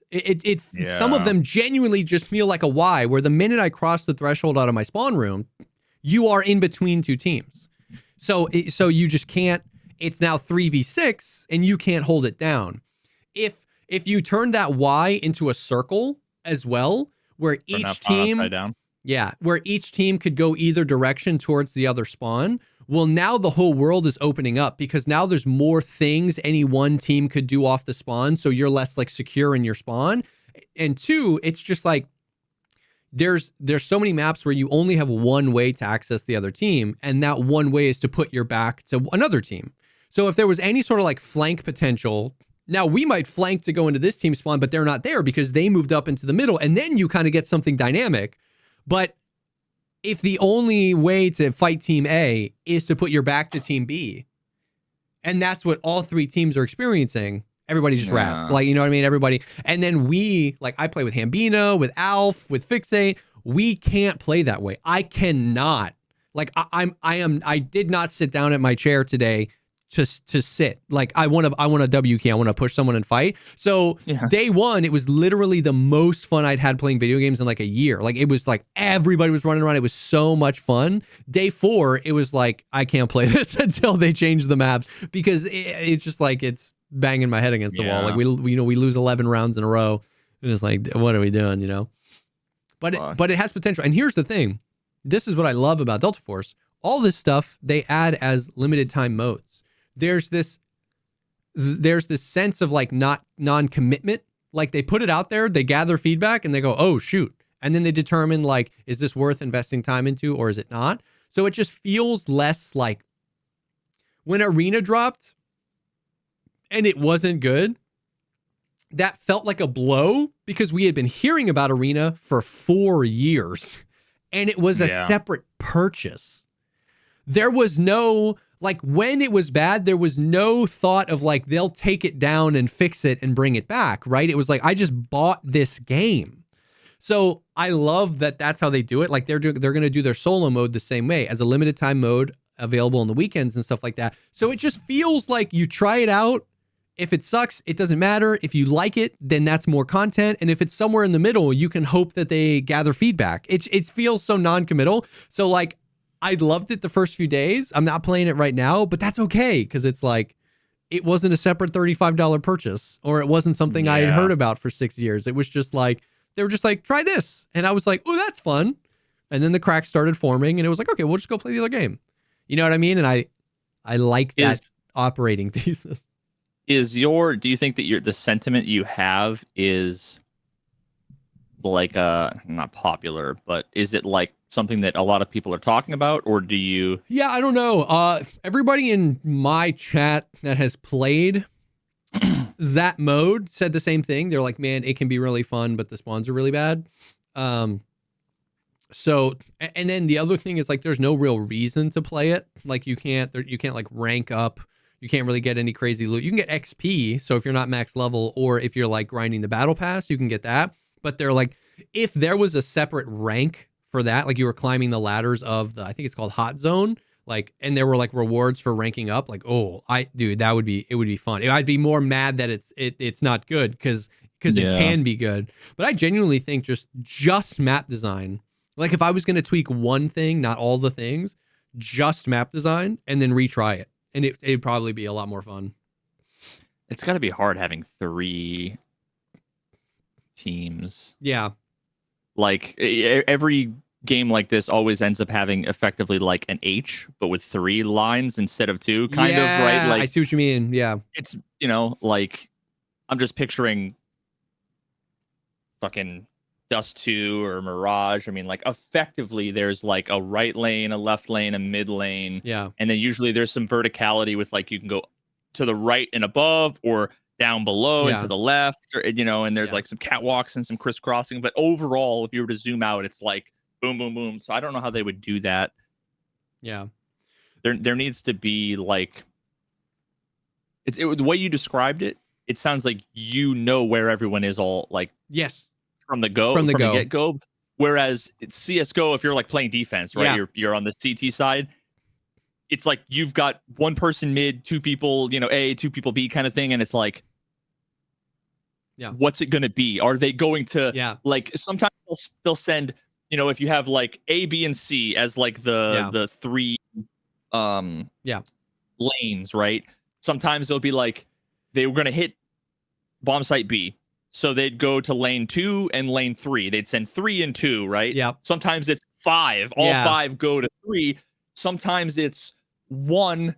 You set 1 person to 1, and have them throw a smoke grenade, flash grenade, smoke grenade, flash grenade. Yeah. And then they go, it's A, it's A, it's A. Everybody starts rotating, and then the 4 people go B. Yep, You know, yep. like with this, it just seems like it's everyone's staring at the center saying that's when pretty much it. I think there are 6 maps. 2 of them are super fun to play. You can't pick them though. It's random.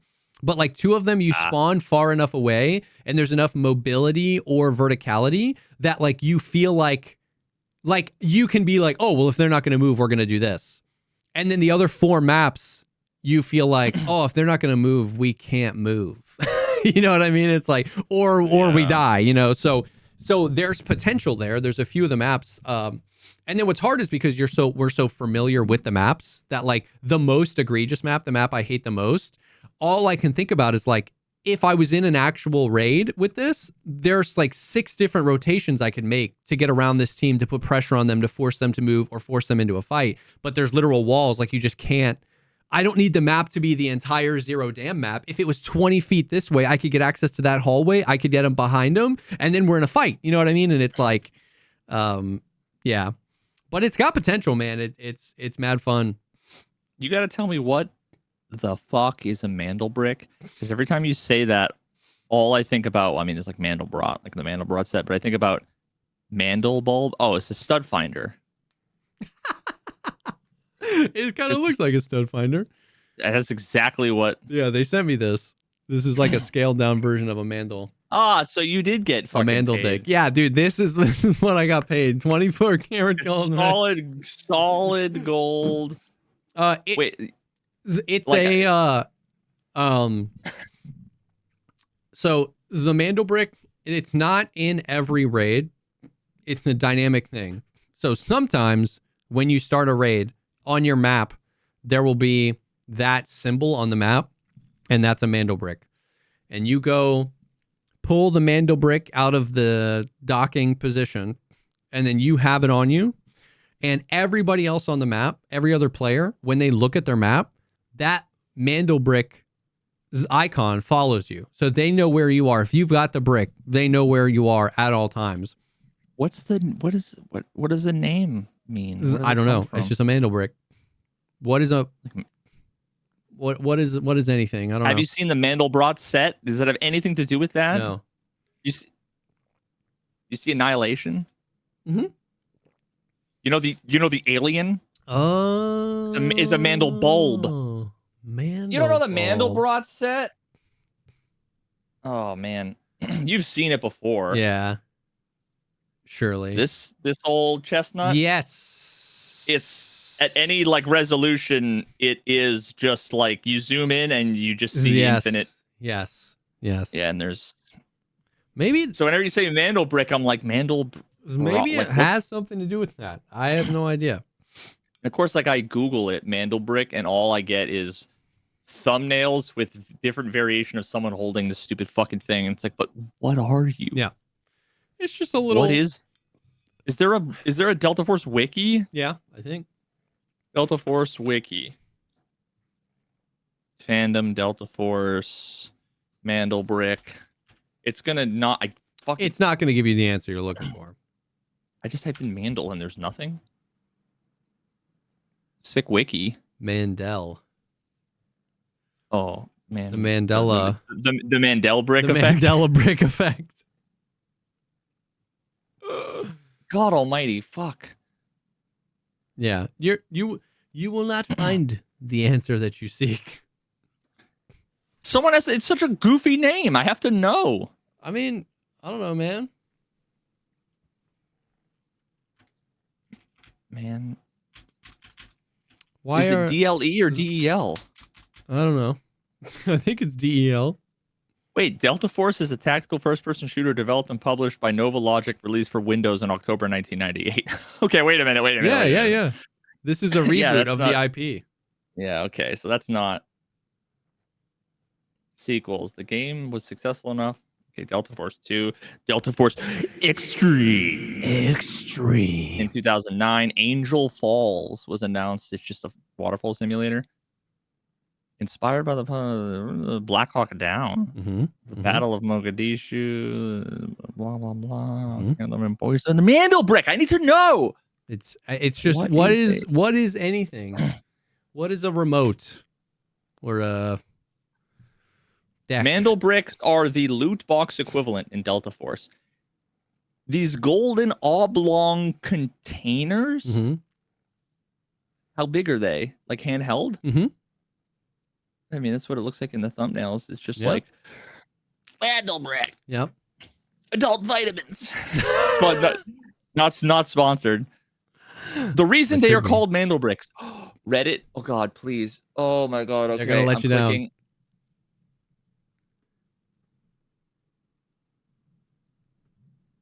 Yep. It's just a picture of the Mandelbrot set. Wait. Maybe I'm stupid, but I don't get it. Yeah, Devone, I agree. The OP photo is an image of a fractal known as the Mandelbrot set. 3D representations of this are called Mandel bulbs. Mm-hmm. The thing we fight over is a Mandel brick. You have explained nothing, sir. Well, I award you no points. He's on the same truth-seeking experience you are right now. Good day, sir. Yeah. I'm so mad. That's all you get. I'm going to respond. You motherfucker. You could not possibly have failed to explain. Oh. I don't know, man. Christ. It's one of the great mysteries. God. Are there really drones over in New Jersey? And why this is called a Mandel brick? Things we'll never know. The guy's name is about that beer I owe you. You owe me a fucking beer. Imagine that was his name and he just like poses that is his name. Questions. But like what if that's his shtick? He just like poses questions and then doesn't answer them.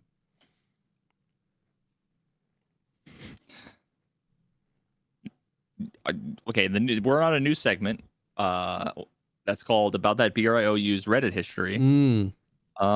Is this subreddit becoming a strategist hug box?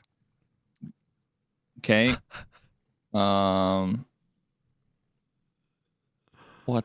Oh, man. Okay, fuck. We're just putting this guy on blast right now. I'm so mad at this guy, dude. He's got 4,000 karma. Take it all away. Take it all away. Remove it.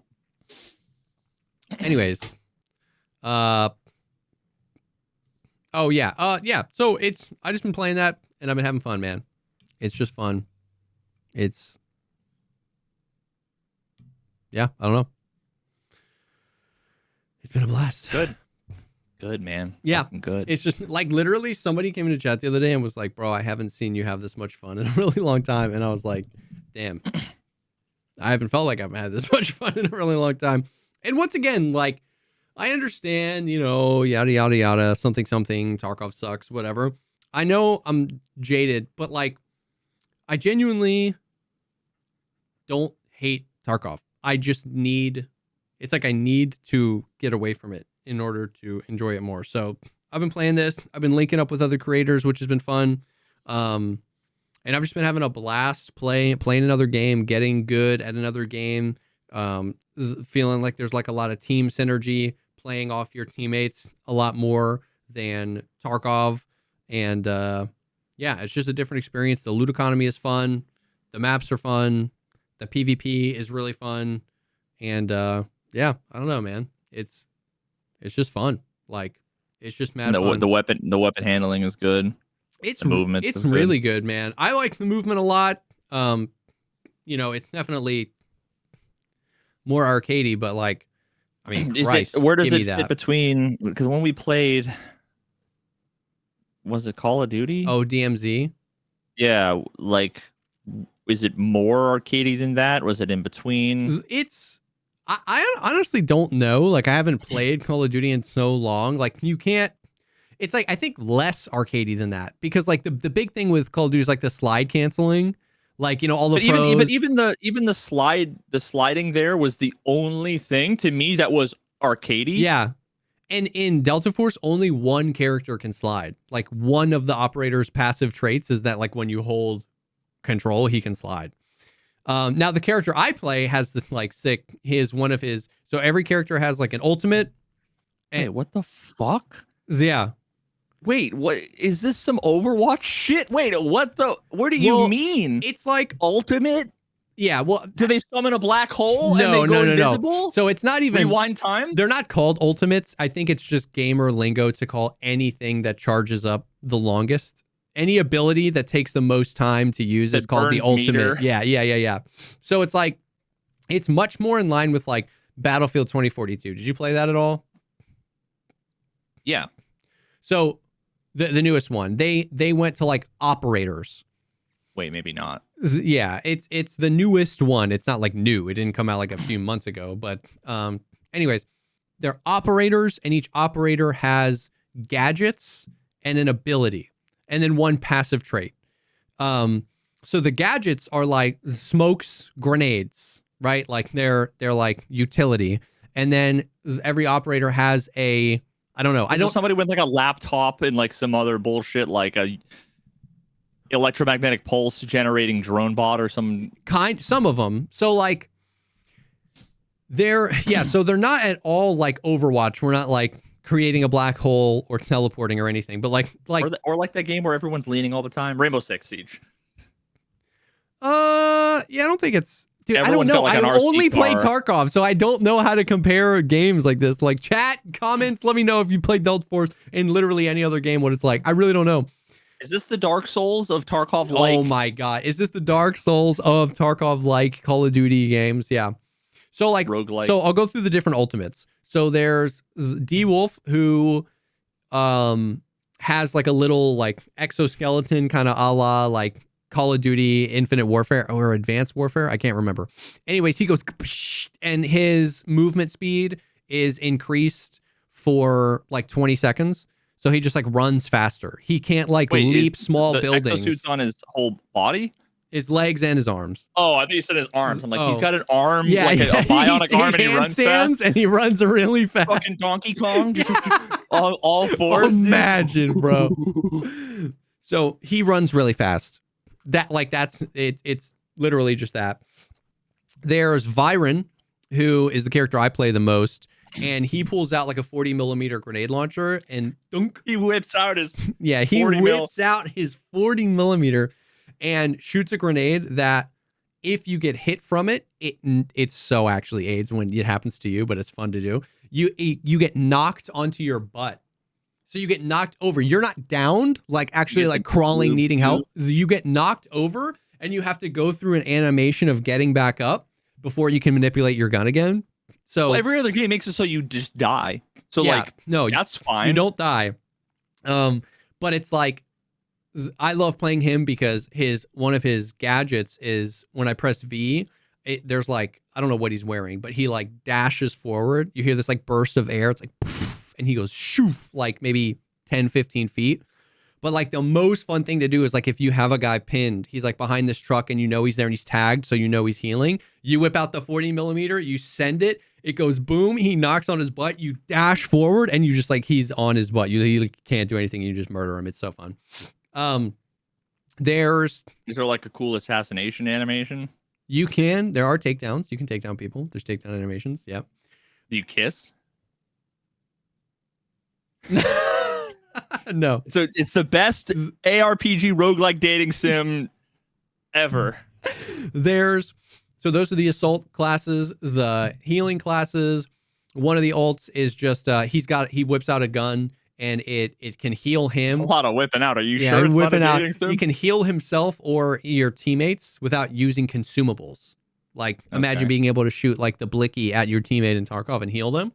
What's a blicky? Oh yeah, it's not even worth going down that rabbit hole. It's just it's a toy Is that gun like they a added in Scooby-Doo Tarkov. toilet? No, they literally added in Tarkov. It's a toy gun in Russia that shoots like Nerf darts, and they added it. And you can find ammo, and you can find the gun and ammo in Tarkov. And ding, ding, ding, ding, ding, ding. Oh my god, I promise you that caliber is in the database. Like it probably has like one pen, one damage. Like it has to be. It's 1 damage, no pen. Oh. Yeah. Well, you already know the answer. Yeah. The other healer, what is her? Oh, she like shoots out all these little like butterfly drones where if you get hit by one, your max HP goes down to like 60 or 70. So you die easier if you're hit by one. So you have to like hold H and go through the animation of like yanking it out of your skin. Then you have the recons, where Luna is the most popular one. She shoots a bow and arrow, and it's a recon arrow. So you can shoot this arrow, and if it picks up on any players or AI, it outlines them very briefly. So it like scans. But if you're inside or under something, it won't pick you up. Then there's What the fuck? what's the other? Hack Claw. This is some fucking not Overwatch, the other one, Valorant. Yeah. Then there's Hack Claw. She pulls out this little like freaking PSP and types on it. Has hack in it, so yeah, and that will do like a pulse, and it'll let you know how many other PMCs are around you in like a radius, and kind of like draw a line to you from you, kind of roughly where they are. So it does not. It's really ass at being like, oh, there's a guy right there. But it's really good at just being like, there's people I'm not here. Safe. Yes, that's the thing. Like when we get ratted a lot, we start running someone wearing Hack Law, because then if it's too quiet, we just like run up to the edge of a building and hit it. And it's like, okay, there's people here. We should just be on guard. Then you have to go like figure out where they are. Then there's the engineers, who like one of them shoots a rocket launcher that you can control, but the controls are terrible, so you can literally never hit anybody with it. Then there's one that like a Predator missile. Yeah. Then there's one, he does this like sonic paralysis thing. He sends out this drone that like does these like sonic waves and slows you down if you get caught in it. Nobody really plays that guy. And then this game is so different than I thought. Yeah. How have you talked about Delta Force this much and not told me it was a hero shooter? Like, I did. I've talked about this many times on the pod. Yeah. I don't think I've gone through their abilities, but I've said it's a hero shooter. Then the last guy is the new guy they added. He's got a riot shield, which is just like AIDS. It's the worst. It's so awkward fighting him. And he's got, this is actually funny. He's like a little, and like a USP. No, he can't shoot though. He can bash you if you get close enough to you. Oh my God. But one of his gadgets is a grappling hook. So he can actually like pull you towards him. Scorpion. Dude, yes. So get over here. There's this it was the most niche thing ever. This morning, first raid on, we were fighting a team, and where they were on the map, we cannot, like, it's a traversal, it's a rotation that's one way. If they jumped down to where we were, they couldn't get back up, but they hadn't jumped down. So they're above us right here, and we're right here. They can get to us if they want, but we can't get to them. So they're like never going to move. So we were like trading peaks, and we were literally talking about how like this fight is like awful. No one's going to whoosh. Dude grapple hooks me, pulls me over the wall that my teammate cannot get. And I literally land amongst all three of them. They gun me down, and my teammates are like, GG's, we cannot get your loot. Like, this is a horror game. Dude, it was the yeah, dude. You went over a wall? Yes, it felt like that. Now, he jumped up on something, so he was peeking it, but he has riot shield out. So I wasn't really shooting him. We were just kind of like leaning and doing whatever, and then he puts the riot shield down and shoots me with the grappling hook. And I was like, it literally scared me. It like jump scared me. It was like a horror movie. Dude, I'm picturing, did you ever see Pitch Black? No. With oh God.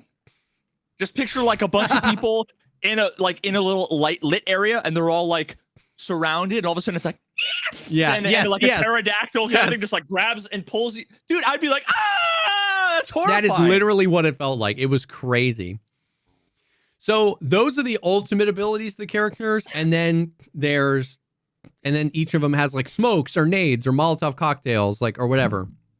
But Jesse hasn't seen any movies because he spent all my time playing Tarkov, watching like fucking VeggieTales and Tarkov. Yeah, pretty much. That have you watched VeggieTales? So much. Yeah. Yeah, you had to have. I had to have. Yeah.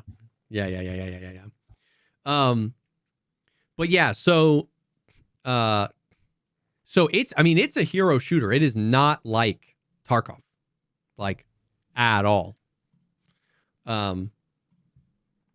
So, but that's what I like about it. Like literally, like I can't tell you how many times people are like, I don't know. The messages are so weird. People are like, "Oh, this is such like a Dollar Tree Tarkov or whatever," and I'm like, "Bro, like that's fine. Like I truly don't care if you don't like this. That's so fine.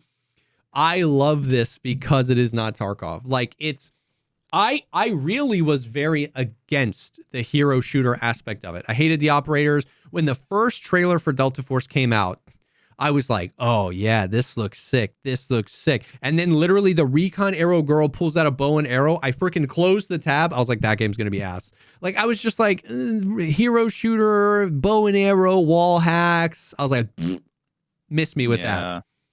I love it. And I love it not because it's less arcadey than I thought it was when I watched the trailer. I love it because I didn't realize how much I wanted a more arcadey game until I started playing it. So there's just so much. How fun could be? Yes.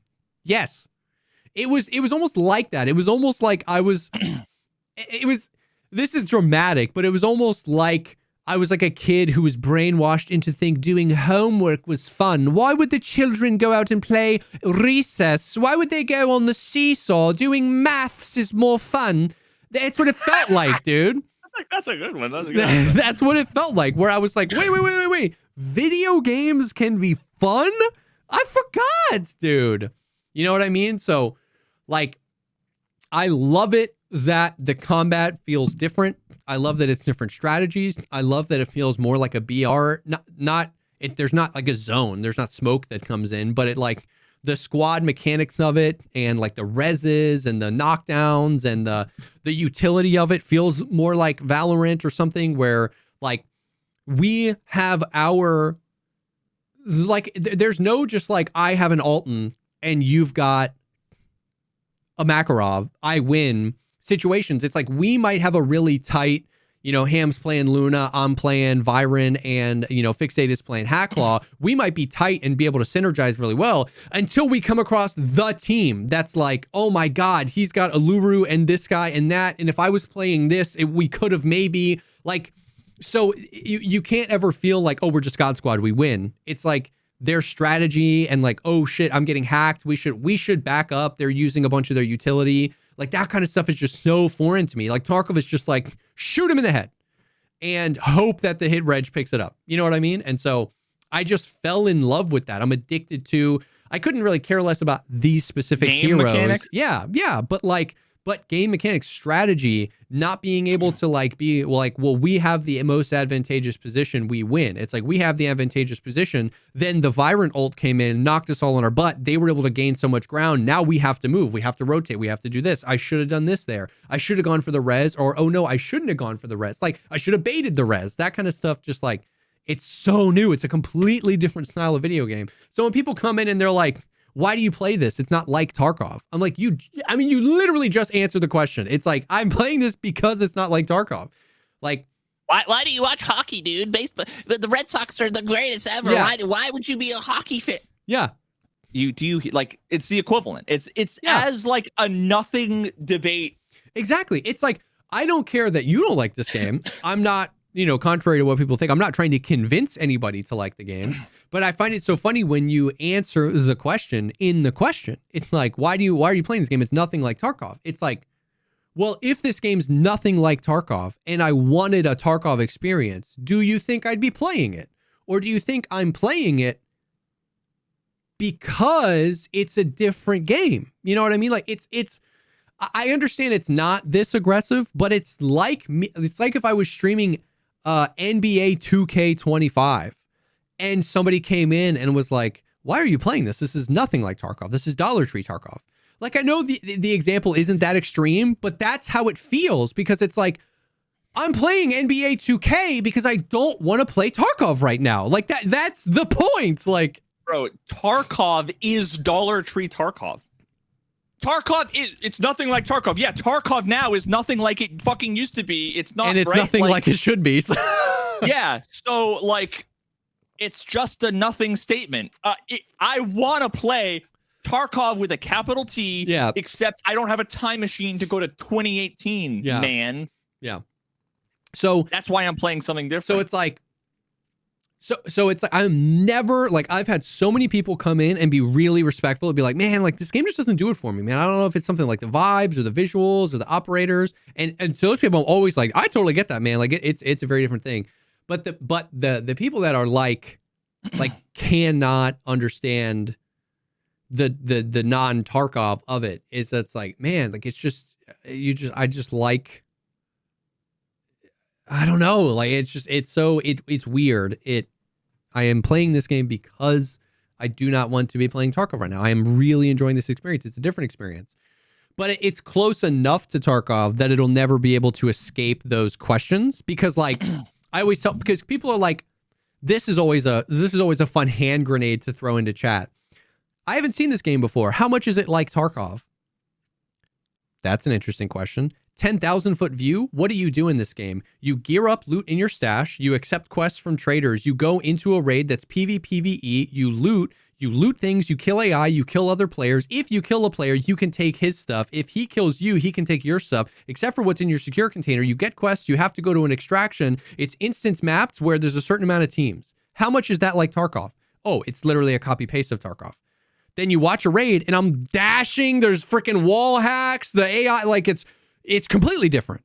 So what is it? Is it like Tarkov or is it not like Tarkov? So that hand grenade, somebody in chat will be like, it's pretty much exactly like Tarkov. And then somebody will be like, there's never been a game in all of history that's more different than Tarkov. This is like, and it's just an explosion because it is an extraction shooter. And so in that way, it is like Tarkov. And it is very much so inspired by it. There's like bosses and stuff like that. There's a lot of that in there. But it is like Tarkov, but it's nothing like Tarkov. And so the people that fact breaks their brain, they come in and they're like, what are you doing? And it's like, I don't know, man. I'm just trying to have fun. Compute. Yeah. So it's almost like they're fucking NPCs. Yeah, genuinely. So and they're programmed as good as the ones in Tarkov. Yeah. Yeah. Yeah. So I say all that to say, like, season 2 is out. I am having a blast, man. I like because we were talking about this the other day. Some amount of it is Tarkov is not living up to its potential. Like some amount of my enjoyment of this is like, because, it's wipe 11 where the audio was supposed to be better and it's not. Some amount, but on the other side of the coin is some amount of why I'm enjoying this game so much is they just like, it's not necessarily directly Tarkov's fault. They have the benefit of hindsight. Like there are so many things just built into this game that you can tell it wasn't because Tarkov did anything wrong. It was because Tarkov was blazing a trail and they maybe in hindsight should have done a different thing. And Delta Force was just able to go like, oh, what if we just did it that way? So like the limited time modes, I think an extraction shooter works really well with like seasons, right? This game doesn't force wipe you in each season, but every season comes with like 70 new quests. So think about Tarkov, right? Like every wipe, the evolution of the wipe. When you're new, you hate wipes because you're like, oh my God, I just spent 6 months working on my character. I hate that it wipes. That's the worst. Then you play a few wipes and you're like, oh my God, I have nothing left to do. I need a wipe because early wipe is fun. Then you play a couple more wipes and you go, Jesus Christ, are we wiping again? Do I have to get the pocket watch again? This is the benefit of like, it doesn't force wipe your character, but they can spend the entire season working on like new content for the next season. So it's like I always have quests to do, but because I'm not doing the same quests over and over again, I actually want to do these quests. The Arena Breakout famously, when they released their monetization, you could just pay money for a subscription to the highest secure container, the 3x3. The only way to get the 3x3 secure container is to do the seasonal quests. And littered throughout the entire seasonal quest chain, you get like 24-hour like cards where you can get the 3x3 for like 24 hours. And then if you make it all the way to the end of the seasonal quest chain, you get the 3x3 for the rest of the season. So it's like instead of buying it, there's always kind of a reason to grind the season quests. If you want Kappa, the biggest secure container, you'll grind the new quests. But because the quests are different every season, you're not doing the same Kappa grind over and over and over again. You know what I mean? So it's like, I don't know. It just feels, it feels like in addition to Tarkov, not necessarily meeting expectations, there's also just like the benefit of being able to be like, oh, we've watched Tarkov happen for 6 years. I think this would just be a better system. And in a lot of ways, I'm like, yo, I think it is. So it's just been fun. It's just been fun. I like it. Well, I'm happy for you, buddy. Thank you. Yeah, it's like this is my like Binding of Isaac or Factorio. Like it's not. I'm not here to say the Delta Force is the best game ever made. I'm not here to say it's better or worse than Tarkov. I'm just here to say like, holy cow! I've just been kind of putting myself in the meat grinder of Tarkov wipes every time, and it's just fun to play another game. You know what I mean? Like there isn't news. There isn't like, oh my God, the devs did this, or this is like the most game changing or game breaking. It's probably going to be a very similar experience if you are a normal person and have played other games. If you've played Siege and DMZ and Call of Duty and Tarkov and other game and Valorant, like you probably see similarities to a lot of those games in Delta Force. I'm a maniac. Like I'm the not normal one that spent 9,000 hours playing one game and no other game. You know what I mean? So like, I'm not saying you, dear listener, need to feel any way about Delta Force. I'm having the time of my life playing this game with my friends, but like, if you hate the game, I wouldn't try to convince you that you're wrong. Not even a little bit. It's just like, I'm doing something different and having fun. That is literally it, period, end of sentence. I can't impress upon you, dear listener, how little I give a fuck what you play. Yeah. I just want you to play what makes you happy, and I'll play what makes me happy. And then, in this case, you're happy and I'm happy. And that's the world I want to live in. The moment I get paid a monthly fee based on concurrent users for a video game is the moment I'll fucking care what you do. Yeah. And I don't have that until March for Delta Force. So I'm really looking forward to getting my creator month up and running. God. And oh my God. And this is in no way, like I'm going to read a chat message because this just reminded me of something, but this is no way poo-pooing on you. Someone said, without wipes, level 4 and 5 ammo has been going up all the time. Kind of interested in how they're going to solve inflation problems without wiping. That's a great chat message. I'm in no way poo-pooing on that. But that just reminded me the other thing the other thing that blows my mind with how much people care about it that I'm having to like answer a lot is the longevity question. That's like what he brought up is a great point. An extraction shooter that doesn't wipe, what the hell happens to the economy when you have hundreds of thousands of concurrent players in a game that doesn't wipe 6 months in, 2 years in, 3 years in? That's a very good question. But and maybe this is just a me thing, but like I'm not playing this game because I think 2 years from now it will be balanced. I'm playing it because today it's fun. So I've had people being like, well, yeah, I mean, this game is fun, but I mean, there's no longevity here. And I'm like, what are we talking about? You're saying the free game is fun, but you're hesitant to play it because what's it going to be like in 2 years? That blows my mind. It's free. There's no money it's a free game that it's just said. It's an emotional commitment, though. Yeah, man. That you just said is fun. So it's like I've been telling people because people see it, as a swing, a branch swing from Tarkov. Like you're not the Tarkov guy anymore. You're the Delta Force guy. Like I've been telling people all the time. I was like, dude, 3 months from now, I might be like, bro, that game was fun while it lasted. The economy is in shambles and it makes me not want to play it. And I could go play another game. And I could be perfectly happy with doing that. Once again, I didn't sign a contract. I'm not on a 2-year phone plan, a 2-year commitment.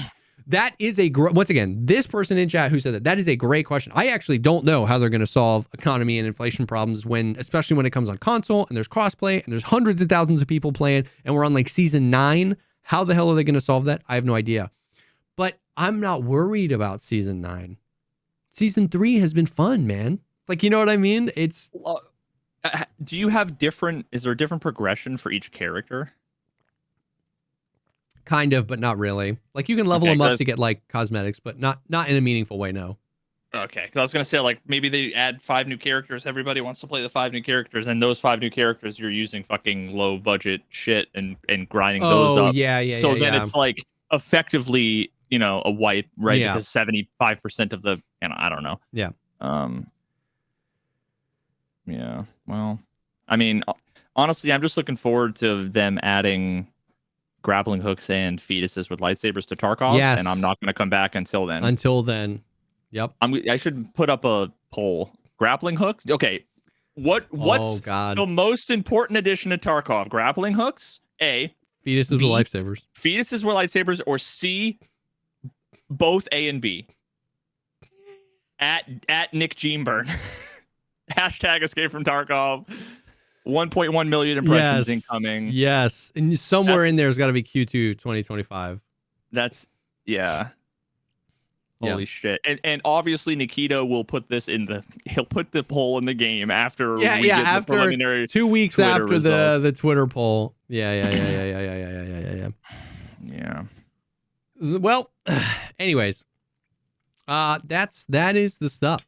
That is what's been going down over here. Thank you guys for hanging. Thanks for listening. Thanks for being with us. Thank you to MeUndies for sponsoring this episode. If you're interested in more content like this, you can go to patreon.com/thepogcastpod. We can get early and ad-free access to these episodes and even additional episodes every week for our listeners over there, which are super fun. So, yeah, thank you guys for hanging. Thanks for listening, and we will definitely see you on the next one. Watch out for grappling hooks.